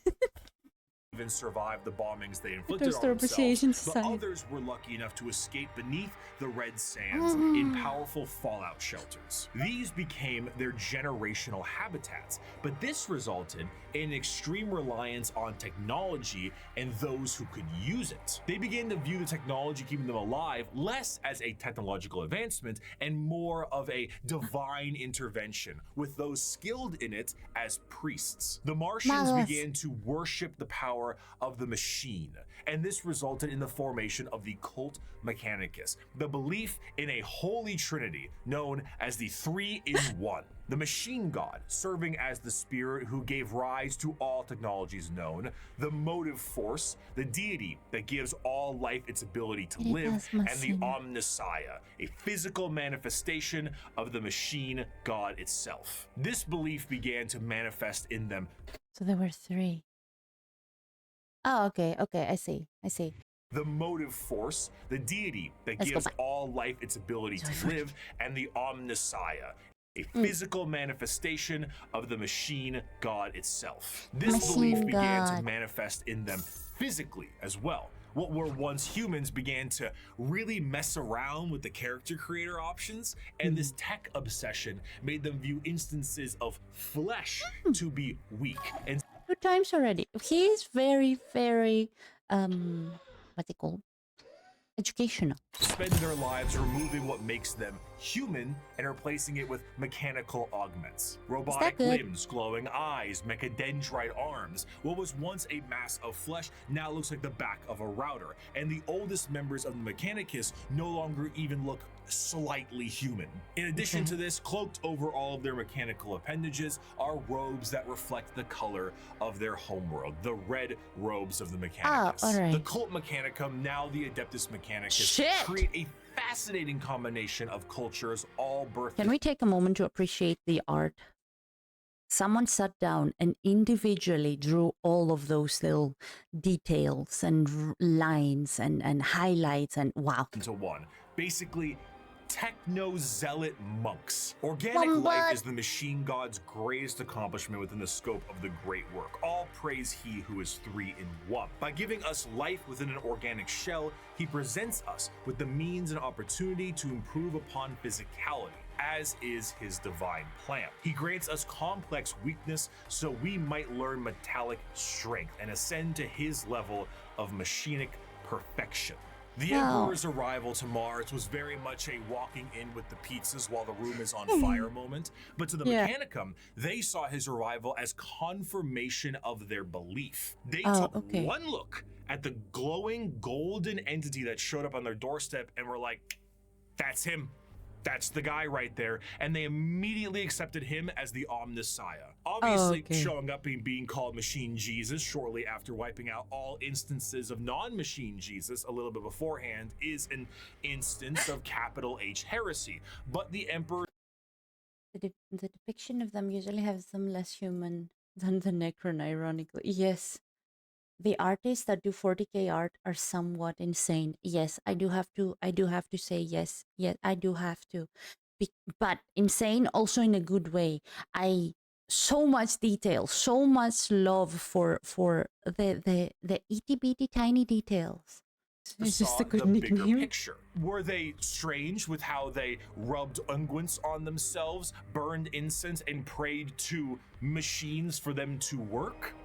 Sure, but that's a lot of production right there. So the Emperor devised the Treaty of Olympus Mons, a unifying agreement between Terra and Mars. And this union would be permanently etched into the Aquila of the Imperium as the two-headed eagle. One head for Terra, the other for Mars. The forces of the Emperor will be supplied with all the technology and weapons they needed to reunite the scattered remnants of humanity under one banner. And the Mechanicum of Mars will be able to keep doing what they were doing religiously and scientifically so long as they kept up their tithes. This tithe meant total quality control over all technology in the Imperium. Is it a big spaceship? AdMech take care of that. Tanks? AdMech take care of that. The literal bullets in a gun? You guessed it. But unlike the factories of today, the forge worlds of Mars and the creations of the Mechanicum are a bit of a different experience altogether. Instead of a factory on a random given world, the entirety of the planet's surface is dedicated to manufacturing. But that's a little tricky, isn't it? Considering that the usage of silica animus, or AI, is a big no-no.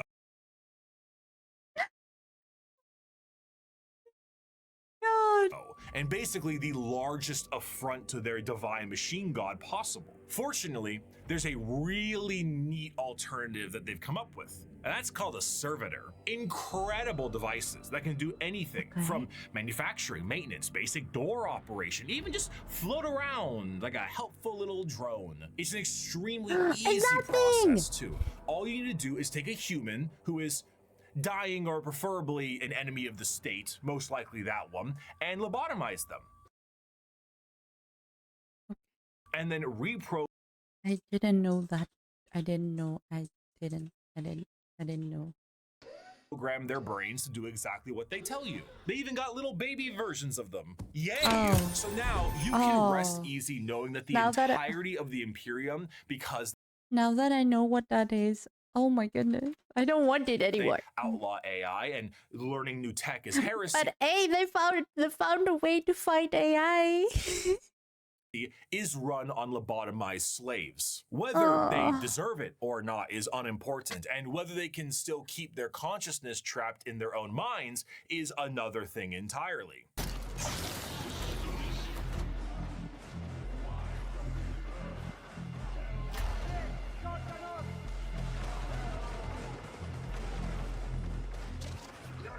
incompetence is showing.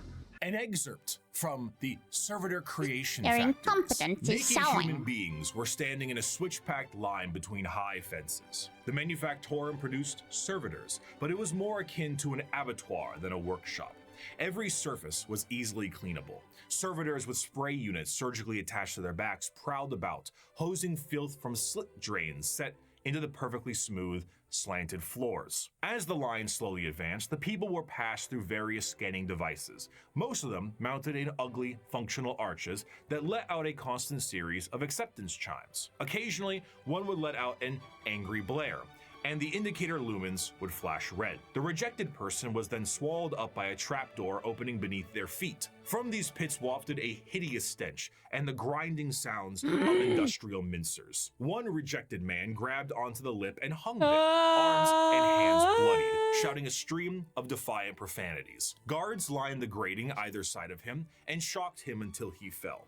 The adepts wouldn't even waste bullets on these people. The trapdoor flipped up, and the next terrified person was ushered forward. Violet metal arms snatched them up and spread-eagled them in the air, and a servitor shearer shaved them all over. At another, they were subjected to a high-pressure counter-septic wash whose chemical stink made me choke from 100 feet away. More scanners, more rejects winnowed out. Machines forcibly dressed them in a heavy rubberized garment common to all monotask servitors. These were saggy on them, all one size, until another process force-shrank them to fit their bodies where metal cuffs, sockets, and collars bit into vulnerable flesh. The last few prayers gave way to screams at that point, and even the most stoic shouted in pain. They were ushered over a floor buzzing with power that made them shriek with every footstep. "What's that for?" I asked. "Follicular inhibitor, to stop their hair from growing," he said. "Freaking sweet, Lois!" As for their scientific pursuits, the Mechanicum believe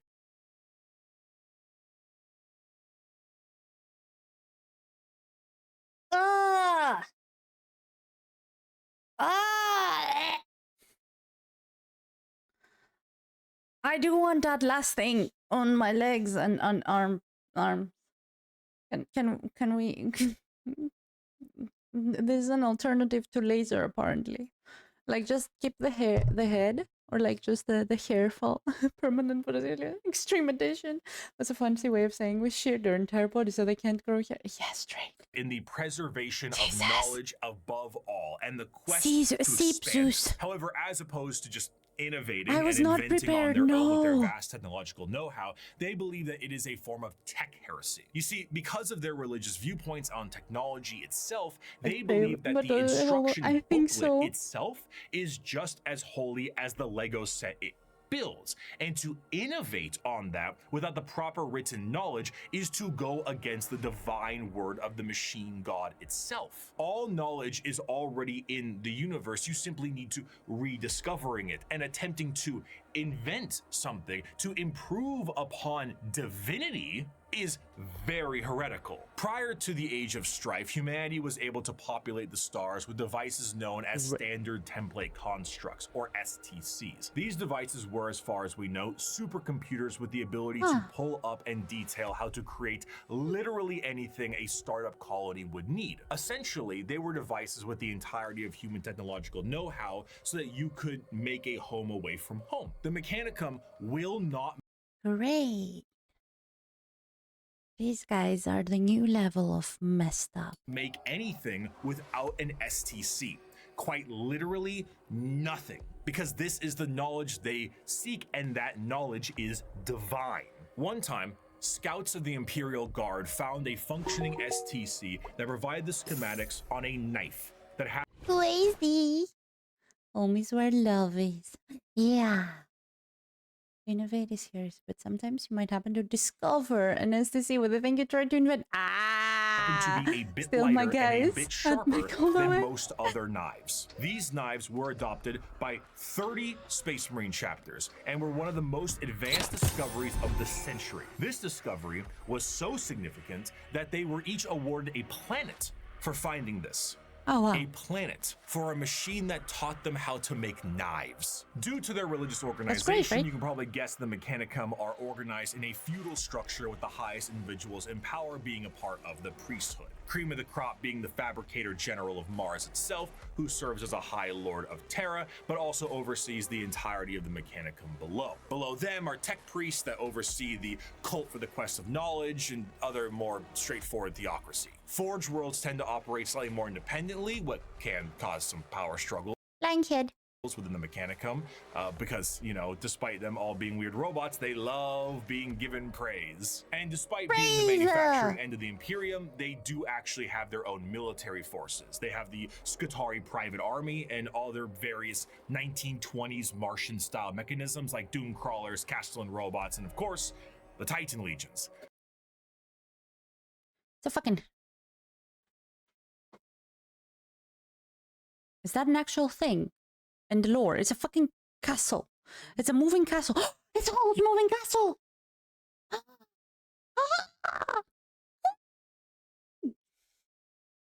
Mountain with guns.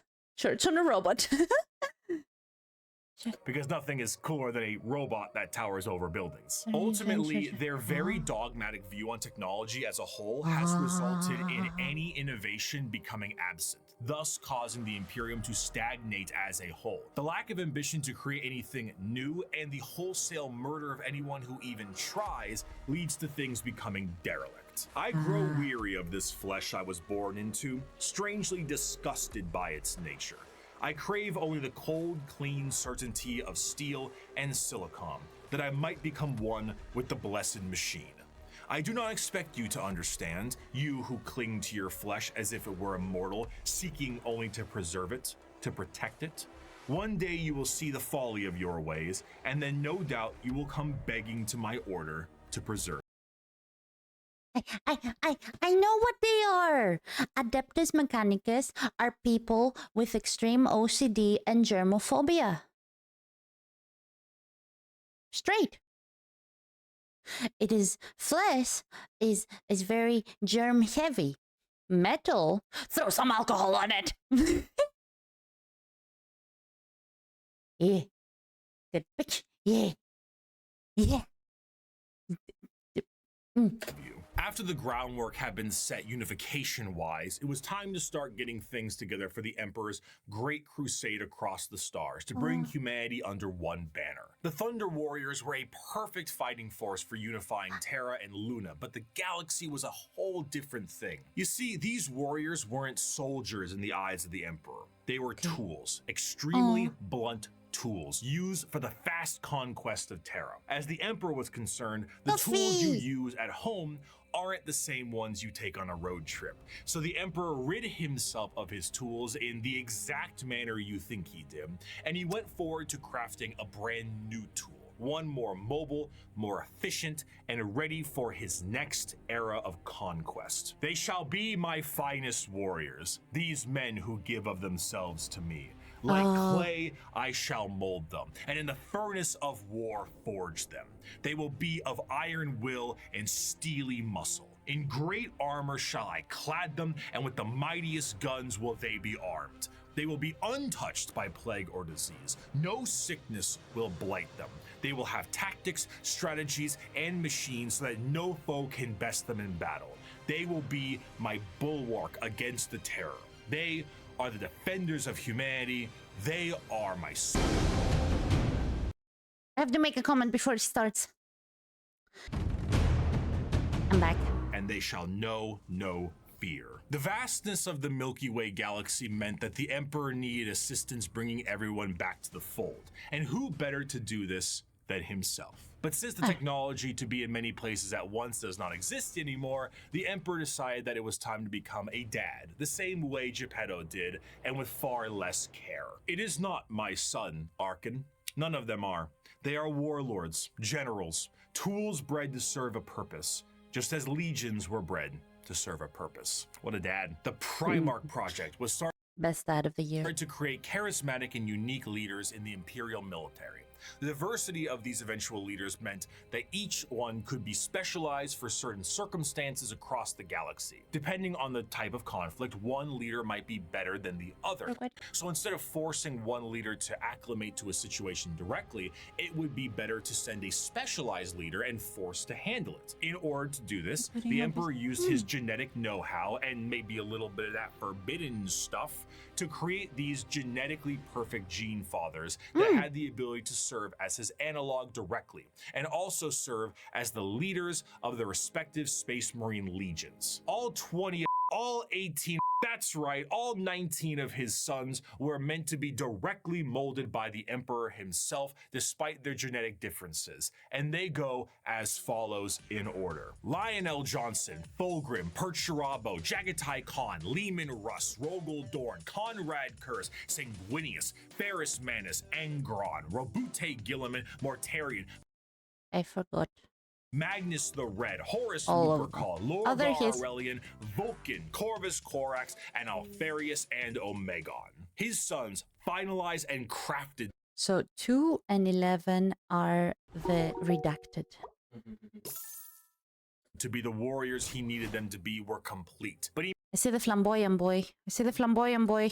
Vulcan, Corvus Corax, and Alfarius and Omegon. His sons I see flamboyant boy. Flamboyant boy. Another flamboyant boy. Whoever drew all these is incredible. That's all I have to say.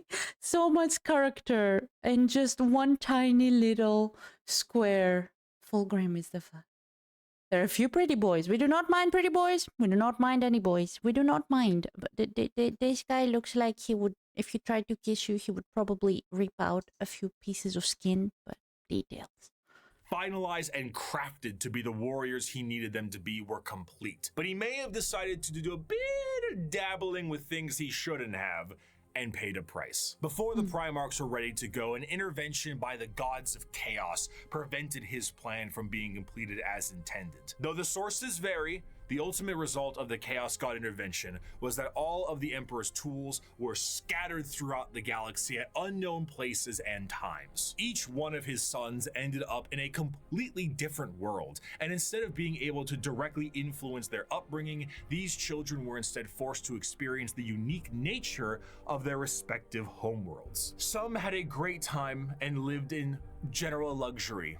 Others, not so much. Despite his closest advisor, Malkador the Sigillite, saying, "All right, Chief, let's try this one again," the Emperor sensed each of his sons were still very much alive. And one of the primary objectives of the Great Crusade shifted to reclaiming each of his sons so they could take command of their specific Space Marine legions and carry out his will. These original Space Marine legions that were created alongside their Primarchs go in order: the Dark Angels, Emperor's Children, Iron Warriors, White Scars, Space I just have to wait and I would see them. Aww. Wolves, Imperial Fists, Night Lords, Blood Ah, yes. She like the Edgelords. Angels, Iron Hands, World Eaters, Ultramarines, Okay, World Eaters, I know. Guard. Thousand Stinky. Sons, Luna Wolves, eventually sons of Horus, the Okay. Word Bearers, Salamanders, Raven Guard, and the Alpha Oh, I like Raven Guard. Legion. Space Marines, unlike their gene fathers, the This looks Primarchs are not good. made in a vat. There is a process to recruit more members from humanity itself, which Yeah, seems I've a bit seen it. strange considering how massive a Space Marine is compared to a normal man, but don't forget, the Emperor is really good with genetics. Less good with anesthetic, however. These prospects are recruited across humanity from various reasons and methods, Oh, but and I are know that. I saw generally it. killed during that process. But sometimes they aren't, and they are able to go through more and more of the actual training to assess certain traits that are Did something important and happen to relevant the- to being oh, okay, a Space that's Marine. something. Most of the time, the common factor is a pure, unrelenting willingness to kill the enemies of the Imperium. After going through psychological screening, the prospect, now called a neophyte, goes under the knife to become a Space Marine. And here is a quick list of all the cool new stuff they get genuinely shoved into their bodies. A secondary heart, an organ that makes your bones grow, an organ that makes your muscles big, an implant that makes your blood stronger, a little organ that turns your white blood cells into super white blood cells, a brain implant that allows you to sleep while being awake, a pre-stomach that allows you to digest literally anything, a spinal implant that allows you to absorb the genetic memories of what you eat, bigger and better lungs. Yeah. Who said it? That they can actually, they have so good lungs that they could actually use their screams as a freaking attack. That can let you breathe underwater, an implant that gives you stronger eyes, new ears that keep you from being dizzy, a brain implant that lets you I want those ears. go into suspended animation if you're in a bad shape, skin that acts like transition glasses, I almost got it in one take, a brand new kidney, the ability to taste the air and find enemies like a bloodhound, a special coating on your skin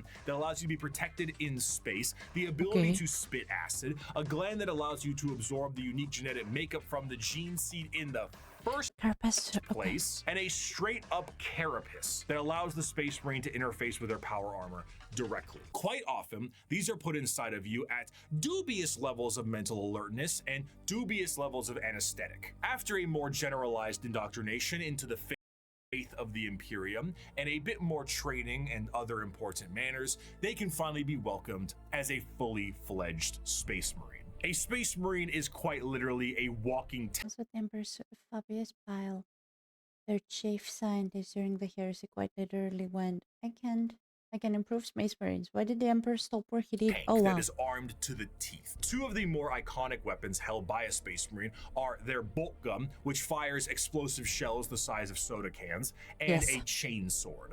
Which I love the chain sword. The Space Marine is clad in a colorful carapace known as power armor, crafted from extremely heavy and durable ceramite. The power armor of a Space Marine protects him from any terrors he may face, be it the void of space itself to an inhospitable atmosphere. This armor, combined almost biologically with an already massive physique, makes the Space Marine an almost unstoppable fighting force. And hell, if the armor doesn't protect them enough, they can always become a walking coffin like the dreadnoughts of the chapters are. What truly adds to it all, however, is the sheer difference in some of them. While a Space Marine in its own right is an indoctrinated freight train on legs, how they act can be quite different from chapter to chapter. The gene seed of a Primarch is not just helping them become big and strong, but allows them to gain certain traits from their forefathers. Everything from how they think to even slightly adjusting their physical appearance once it's been implanted. The gene seed can be the personality of an entire Space Marine. Take the salamanders, for example. Salamanders have a predisposition to fire as a whole, and tend to be extremely large. So they do have a thing with dragons. Due to the size of their Primarch, Vulcan, and his enormous stature. Whereas someone like Sanguinius, Primarch of the Blood Angels, share more vampiric features and more angel-like qualities. Well, a vampire and an angel don't really come together. See, is not just aspects of the Primarchs, but they are also flaws too. Magnus the Red and his Hello, new person, welcome. They like to burn things. So they're a vampire and an angel, and they like to burn things. Questions. They're doing 40k. They're doing 40k. Sons underwent something known as the flesh change, a horrifying mutation that, while it made them strong psychers, would affect their bodies so terribly that they would mutate away from humanity. Where other factions have inspiration for their culture from our real world, like the feudal Japanese of the Eldar or Egyptian style the Necrons, each Space Marine chapter themselves. Why is Obama in there? What is that joke? I don't get it.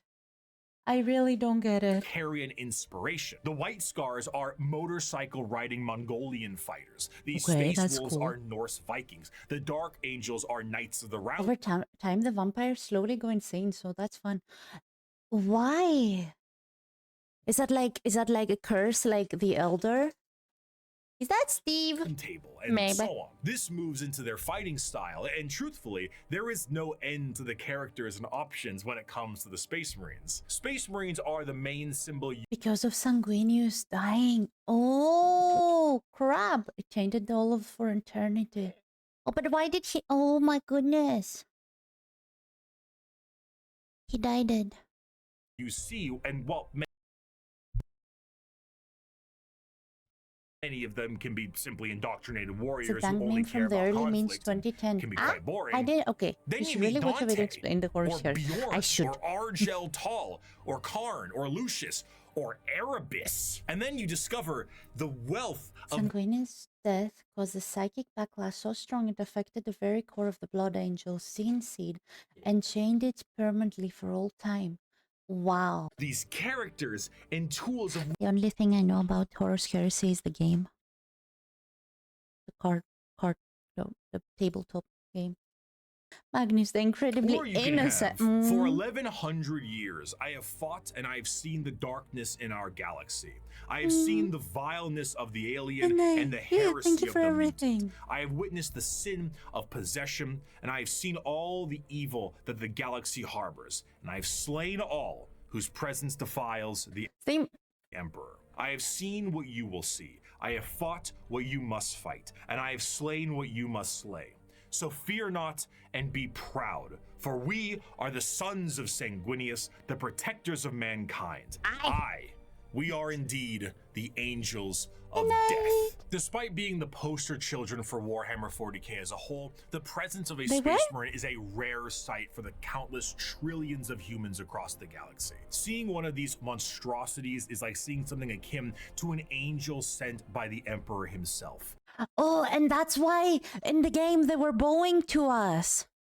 Ah? These angels of death are the essential fighting force to bring humanity back under the unified banner of the Imperium. Yet ultimately, the Space Marines are individuals torn from their families and conscripted to genetic modification and lifelong service for the dying Imperium. And though they are held in an almost holy light, most believe they are above and beyond the people they are designed to serve. Once designed as the protectors of humanity, they seldom view humanity as something worth saving. To the extent that it is a tiny, minute rarity, though not unheard of, for a Space Marine to put a normal citizen above them in any way. For most Space Marines and even their Primarchs, they are only here to do a job. They are there to kill the enemies of humanity, and I would be remiss if I didn't add at least one more of my favorite quotes to the tail end of this section. "The time for speeches is done," said Rogel Dorn. "The first great test is here.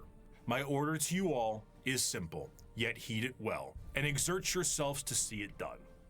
They are coming. Kill them all."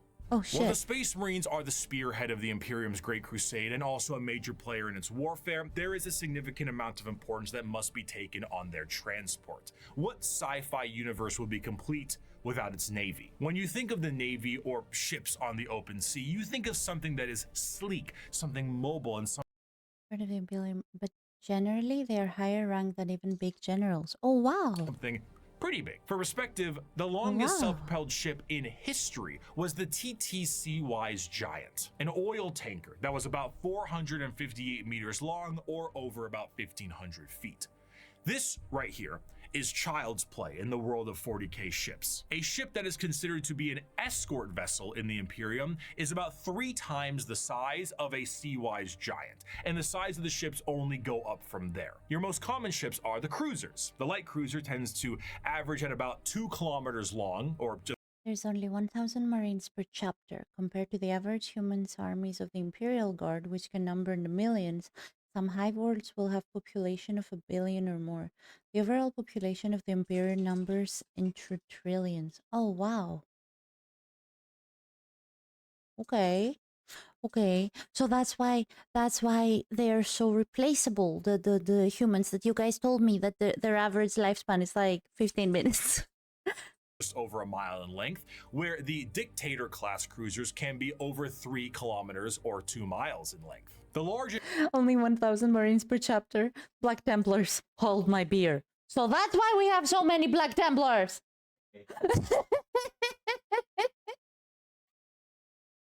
More like 15 seconds. Oh, 15 seconds. ships are your battleships, and they are tremendous.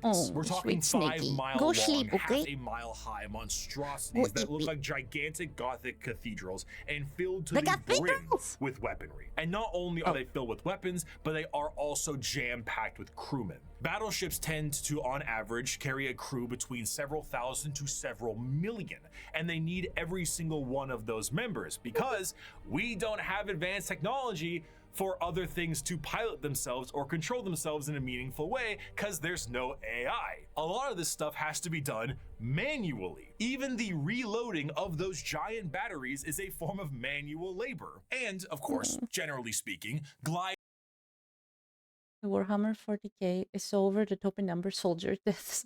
They're all just ridiculous in numbers. Listen. When they were making it, they were like, numbers make me go hop. We put numbers. But I want to play. Okay. You play a bit and then you go ape sheep. But to be quick about it, the codex are 6 size of chapters, but the Templars thinks the law are stupid and the codex are stupid and they're gonna be their own legend. So they're also the biggest chapter, probably one of the strongest stuff, along with the Grey Knights. Oh wow! They're like, screw everyone! Getting through the stars is a very slow way to do things, and let's be honest, there can't be a science fiction setting without some form of hyperspace travel. This form of travel in 40k is less like going to Plaid in Spaceballs and more like going into Davy Jones' zipper dimension in SpongeBob. Oh! Now what? I suppose you're gonna show me. Oh, gee, that's very nice. Oh, what is this? Some kind of magic act?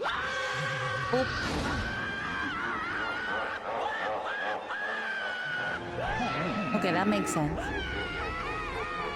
This is because it utilizes the immaterial warp to do so. Warp travel is handled by a navigator, which is an abhuman. It's a mutated human, don't worry. Every single result on Google Images is just furry art or cut girls. Yes, those are different things. Okay. And they have a gene that gives them a third eye and the ability to help steer the ship through the warp, Oh, which, like as that. we know, Okay. is hell itself and unreality. Now, this might sound exceptionally dangerous, and that's because it is. Now, the ship does have protection in the form of a Geller field, though. Originally, I assumed the Geller field is what you think it is, a large force field stopping all manner of horrible things, like demons from the warp tearing apart your ship. How wrong I was, though. So space travel through the warp basically involves riding on the Sea of Souls. Hell is real and you can surf on it. So you allow the current to carry you and the navigator to direct. But how can a current of souls and unreality carry you when it doesn't obey the laws of physics, time, or, again, reality? What a Geller field is not a force field, but a comatose Imperial psyker dreaming of reality. It is not a bubble. It is a force of reality being projected by mutant sleeping beauty to counteract the unreality of the warp that you can then surf on. This, of course, is not a fool. Someone had an edible before he made this. Someone really did have an edible and was like, how do I make this work? This way. Method of travel, and Geller fields can and do collapse fairly regularly. Being subjected to the warp itself without this Geller field is a terrifying prospect. In the best case scenario, I wonder why. your ship will be torn to shreds. But there are countless instances of ships being thrown out of the warp randomly throughout time itself. You leave for a 2-day mission and you come back 90 years in the past. Maybe you feel like you're lost in the warp for a century and it's only been 45 minutes. And that is only if the waves of souls don't rip your ship apart or have demons arrive on it to do unspeakable things to the crew. The Imperial Navy is an astronomically powerful force for the Imperium because the sheer volume of ships and guns on those ships create firepower that can sunder planets. This is all juxtaposed with the sheer backwater nature of these ships. While they are manned by crews of zealots, they are also operated with such a backwater tech, it completely confuses the reader. You see the long batteries of portside cannons that the ship has, and remember that AI is heresy in this world, and that all the mechanics are utilized by lobotomized Because get your space rulebook straight. Black Templars and Space Wolves are like, I don't care. I'm better than this.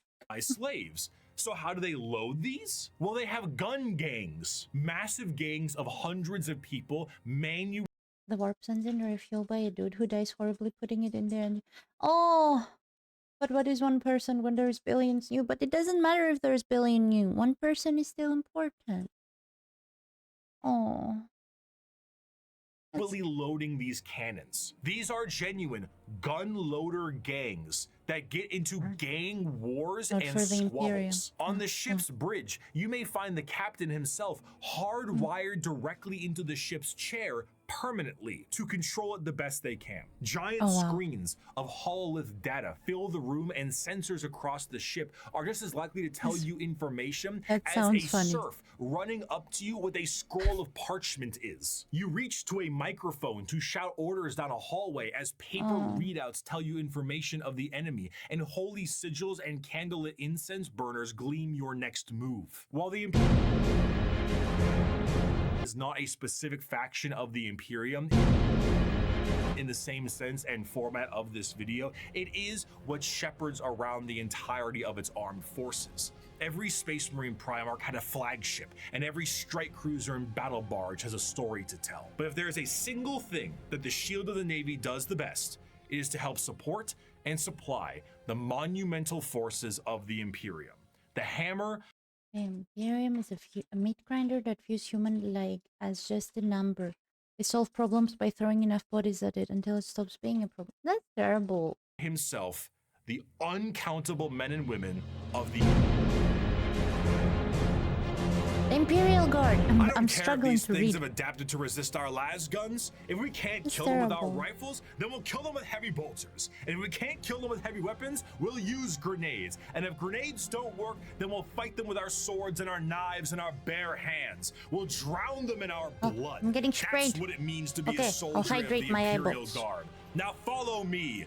Charge! Charge! There is no better symbol of the might of the Imperium itself than the Astra Militarum, or as it is commonly known, the Imperial Guard. Though the Space Marines take the glory and stand as the visual representation of the Imperium, their numbers are dramatically thin and specialized in comparison. To reclaim 1,000,000 worlds, you need a countless number of troops willing to fight and die for your cause. The Imperial Guard represents the Imperial truth made manifest. Every year, the worlds of the Imperium pay a tithe in the form of soldiers to fight the good fight of the Emperor, and this number is impossible to pin down. Even saying billions would be a dramatic understatement. The sheer volume of soldiers serves as the fundamental backbone of the Imperium. 99.9% of battles fought by the Imperium are fought by the sundering might of the Imperial Guard. With the knowledge that the Space Marines are essentially sentient tanks, what do the members of the Imperial Guard have? If they're the might, I don't think there is any good guys in this universe. I think the good guys are away. Of the Emperor himself, are they not suited up in a similar way? No, not really. No fancy suits, no biological enhancements, there is bad and basically no expectation to live. Once a regiment in one way of or guard another, are activated, they are sent directly into battle with almost no expectations that they will survive. This is because, despite their training, their incredibly powerful armor, and extremely strong weapons that would crush any army of the modern day, they are so hopelessly outmatched to the things they will face. Sending a member of the guard is throwing a rock at a nuclear bomb. However, where they lack in advancement, they make up for in sheer numbers, and their overwhelming force can be the difference maker in any deployment they face. Quantity is a quality all its own. If they do happen to survive, they will be sent to the next battle, and so on. Seldom do members of the Astra Militarum get old or retire, and those that do are truly to be feared. There's an old saying. I see. So Tau are like, we don't want to fight. First, we figure it out. If we have to, we'll fight. That the average lifespan of a guardsman is about 15 hours from deployment, and considering the sheer number of guardsmen out there in any given battle, that number is probably accurate. When several million of your pool of guardsmen die within the first few hours of combat because the orcs threw a moon at you, it can really... Their diplomacy is not very diplomatic after all. It's you either join Or, you know. Through the numbers. The soldiers of the Guard are conscripted and trained on an incredible number of worlds in the Imperium, and these worlds can impact their training and their combat style directly. The most famous visually are the Cadian shock troops. But other notable Guard factions include the gas mask clad Death Corps of Krieg, the Rambo level of Catachan jungle fighters, and the iron-willed Mordian Iron Guard. This also helps them specialize against individual types of enemies. The Indigan Prefects are a special Guard regiment that came from a planet whose planetary governor, the leader of the planet, thought it was fun to collect exotic animals, which then Well, they no longer are at their golden age. They have to figure it out. breed and then became the giant freight train sized monsters destroying the planet. So Jesus. the Indigan Prefects are specialized for big monsters. Okay. Hello, Tyranids. Hello, Tyranids. I was thinking, yeah. One particularly interesting officer in the Guard is the enforcement officer known as the Commissar, and they are one of the more visually striking members of a regiment. These are specialized Imperial officers and act as morale officers. But instead of singing songs to the troops and providing hot meals, the Commissars are there to make sure that the members of the regiment continue to fight to the bitter end. If a soldier does not meet the standards of the Commissar, the solution is simple. There are trillions of other soldiers out there. We don't really need you. Combat fatigue? Headshot. Concerns about the conflict? Headshot. Fleeing the battlefield? You bet that's a headshot. Oh. Considering that these officers tend to be outside of their regiment, feelings on them can be mixed. And in fairness, certain commissars like the esteemed Ibram Gaunt or Caiaphas Cain tend to do a bit better with the whole people talking part, because if say you were trying to tell a beefed up Catachan jungle fighter what to do, you might take a mysterious leave of absence inside a carnivorous plant. But no matter what I say, I don't think I can truly convey the sheer might of the Imperial Guard, so I'm gonna get a visual aid. Let's take a look at this image right here. Okay, right, I'm looking at it. This is the cover of the 9th edition Codex for the Astra Militarum, the official cover art. Your eyes may be drawn to the dark and brutal looks of some of the main members on the front and the gigantic orc they are attacking. But The difference. zoom out a little bit. Look at how many they There are. is no floor. There is only people. And behind those people are tanks. And behind those tanks are flying artillery shells. There are two enormous transport ships in the sky, and their ramps are down, and on their ramps are more people. The Imperium is described as having 1,000,000 worlds. 1,000,000 worlds. And each one of them gives soldiers to the Imperial Guard for the tithe. On a given battlefield, in a given fight, foot soldiers number in the millions, tanks in the tens of thousands, and you have enough artillery to turn the night sky day. You have walkers and APCs and aircraft and horse cavalry and tanks the size of apartment buildings. You have drop troops and spec ops and rattling snipers and gigantic ogrids that can't count to 4, but they can turn you into 4 pieces, and it just doesn't end. Humanity is a horde army, but instead of a horde of bugs or rampaging orcs, it's a living wall of guns. At the end of the day, though he's been ferried through hell on a ship that's 10,000 years old to some godforsaken war-torn rock, though he deployed from high orbit with nothing but a grav chute, though he is one of 10 million men and women snatched from his homeworld to fight a war he barely understands, though he has been given a weapon that fires small suns and may annihilate him as he fires because the knowledge of how it functions has been lost, though his company is supported by tractor tanks that run on anything you can burn, though he wages war against the devouring hive mind, ravenous demons, and hordes of hyper-advanced aliens with strange technologies and sorceries he never dreamed existed. No one will remember his sacrifice. There will be no records of his deeds, no glorious parades in his honor, and no remembrance of his name. All he will earn is a shallow, unmarked grave on a forgotten world untold light years from home. Yet for all this thankless sacrifice, a guardsman is a man, just like you. He has no millennia-old genetic engineering, no prophetic leader, no miracles of faith. He has his lasgun, his orders, and those beside him. He is the Imperial Guard, and he will hold the line. In the end, the Now I understand why those guys defected. Militarum, despite fighting for the honor of the Imperium, are their own form of a massive horde army where individuality Yeah, they're a does horde. not matter. They're literally like zombies. They have one thing, and that is kill or be killed, and then there merely is no in numbers to between. the Imperium, and the vast majority of the conflicts they are sent to are attrition-based battles that gain virtually no ground while countless millions die. Yet this makes them the most human. For the Imperial Guard contains normal people who are happy and sad, people who laugh and love, and in there love your are purple eyes. stories, because there is strength in facing the horrors of the universe head on with nothing but a rifle in your hands and a prayer on your lips. Armed with an innumerable amount of Imperial soldiers and Space Marines, the Navy begins its great crusade into the stars to rescue the stranded Primarchs and reunite them to their legions. But the biggest question needed to be asked was, what would they find?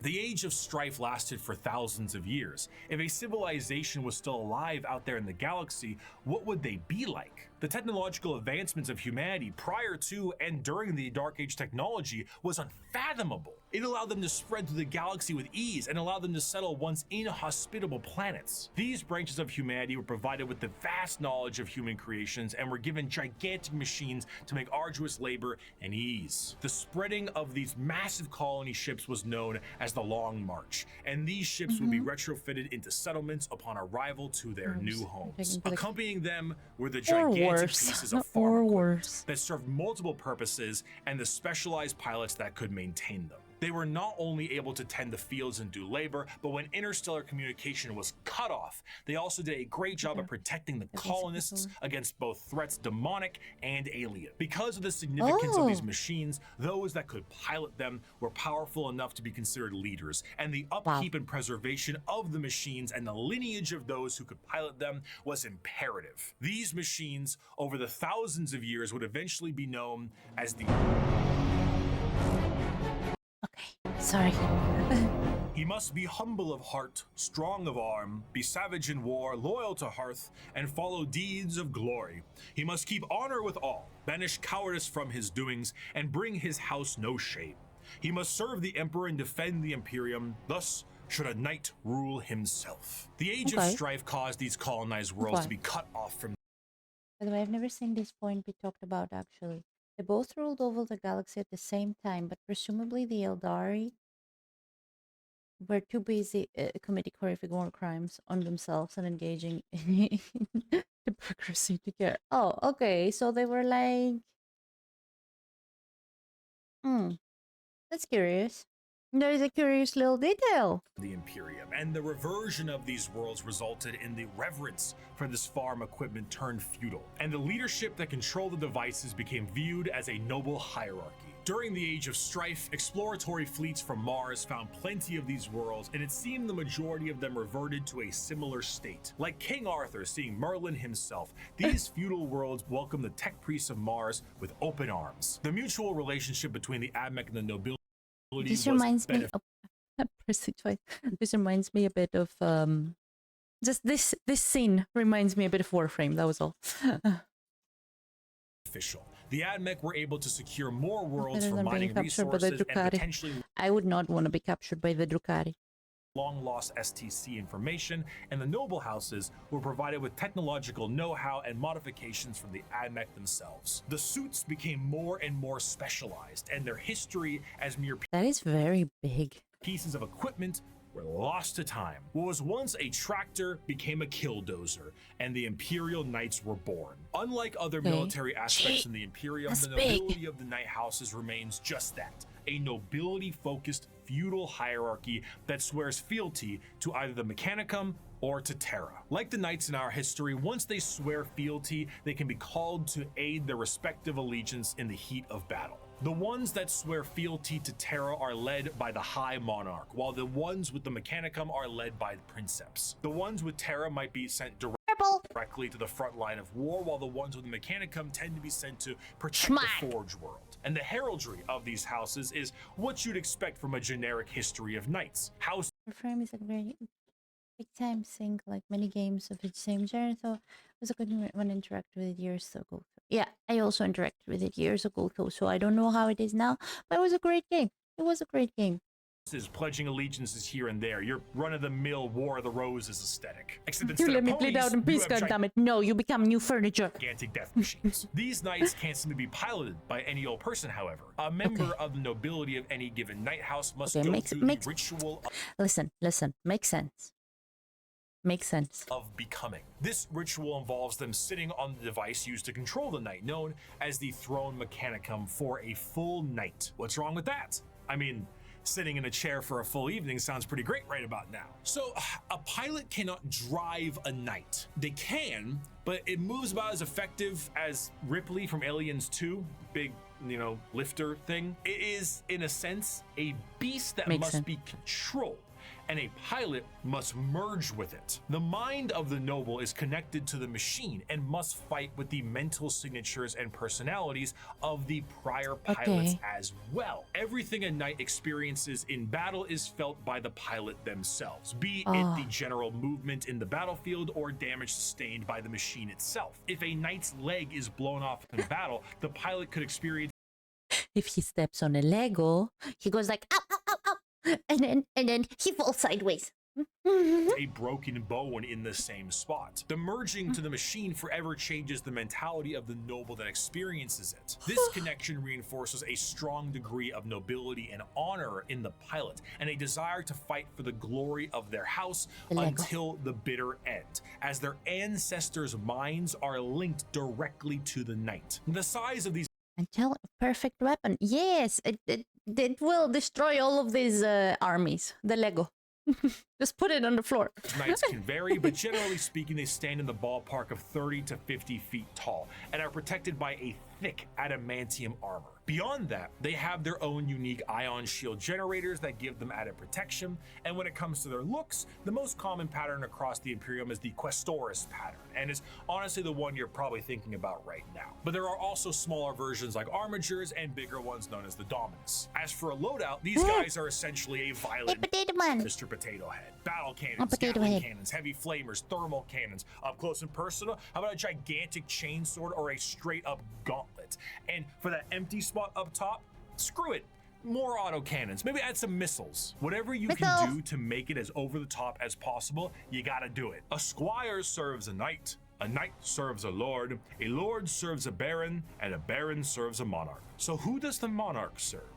He serves every subject, from the rudest serf to the members of the court.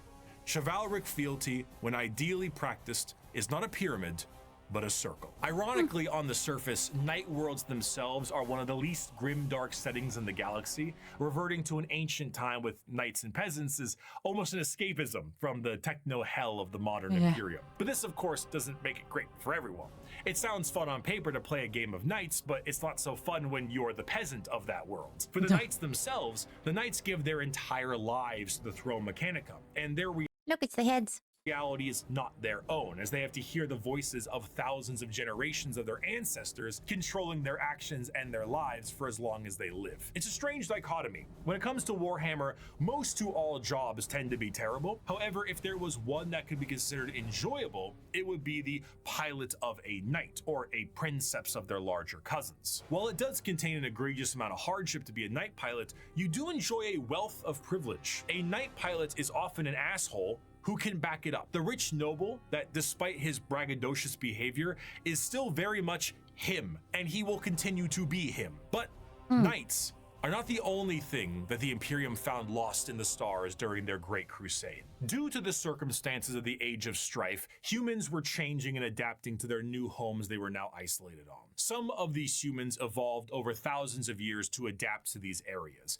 and they were known as abhumans. Many abhumans found their way into the Imperial Guard or other lesser positions in the Imperium if they were not wiped out immediately for being too different from their human counterparts. But their abilities and appearance vary from planet to planet, and one particular group of abhumans have made quite a name for themselves in the center of the galaxy. Legs of Volt, aka the King. Okay. The origins of what will be known as the Kin start at some point during the Dark Votann. Votann. Ah, oh, you have to go to the nose. Votann.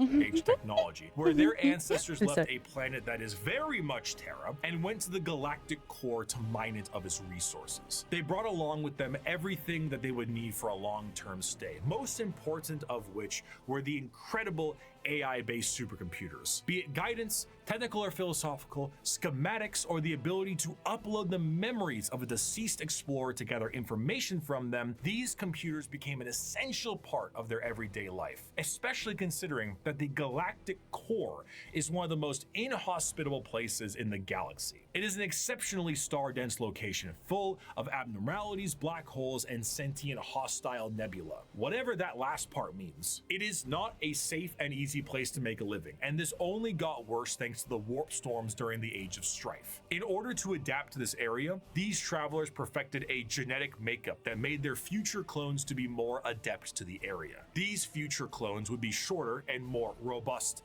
than their ancestors, and the need to procreate would be unnecessary because why risk messing up a good employee when you can just make a new one? These would be known as the squats, and they would all die, except for when they didn't. And now they are known by a different name. Most void-faring races have at least one cautionary tale of foolish explorers vanishing amidst its blazing stellar nurseries and strange anomalies.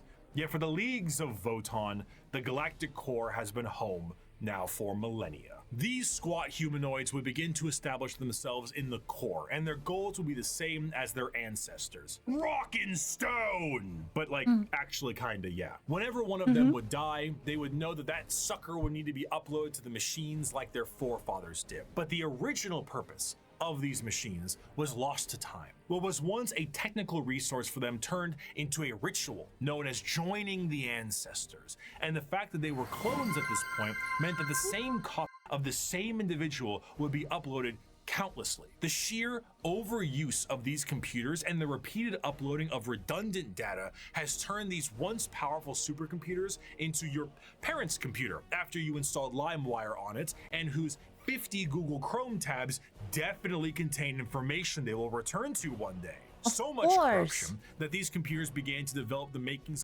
of a personality of their own. These would be known as the Votann, and the kin, this dwarf-like abhuman of humanity, would revere them. The Votann still operate to this day, but the volume of corruption have made anything outside of their very basic functions highly unpredictable. They may not answer a question for centuries. Oof, that poor computer hasn't seen the blow in a while. At a time, and if they do provide an answer or data, it has become so corrupted and so incongruent that it takes a literal kin wizard to comprehend it. The kin, much like the dwarves of fantasy, exists nowadays as a mercantile species that constantly work to mine and manufacture. However, their capitalistic desires are dangerous. The biggest crimes a kin can face are being lazy, unproductive, and breaking a contract. Stellar conflicts have broken out over hundreds of years due to the breaking of a deal. So if you signed a contract with a kin, you best stick to it. Because of this, the kin have been known to interact with other species in a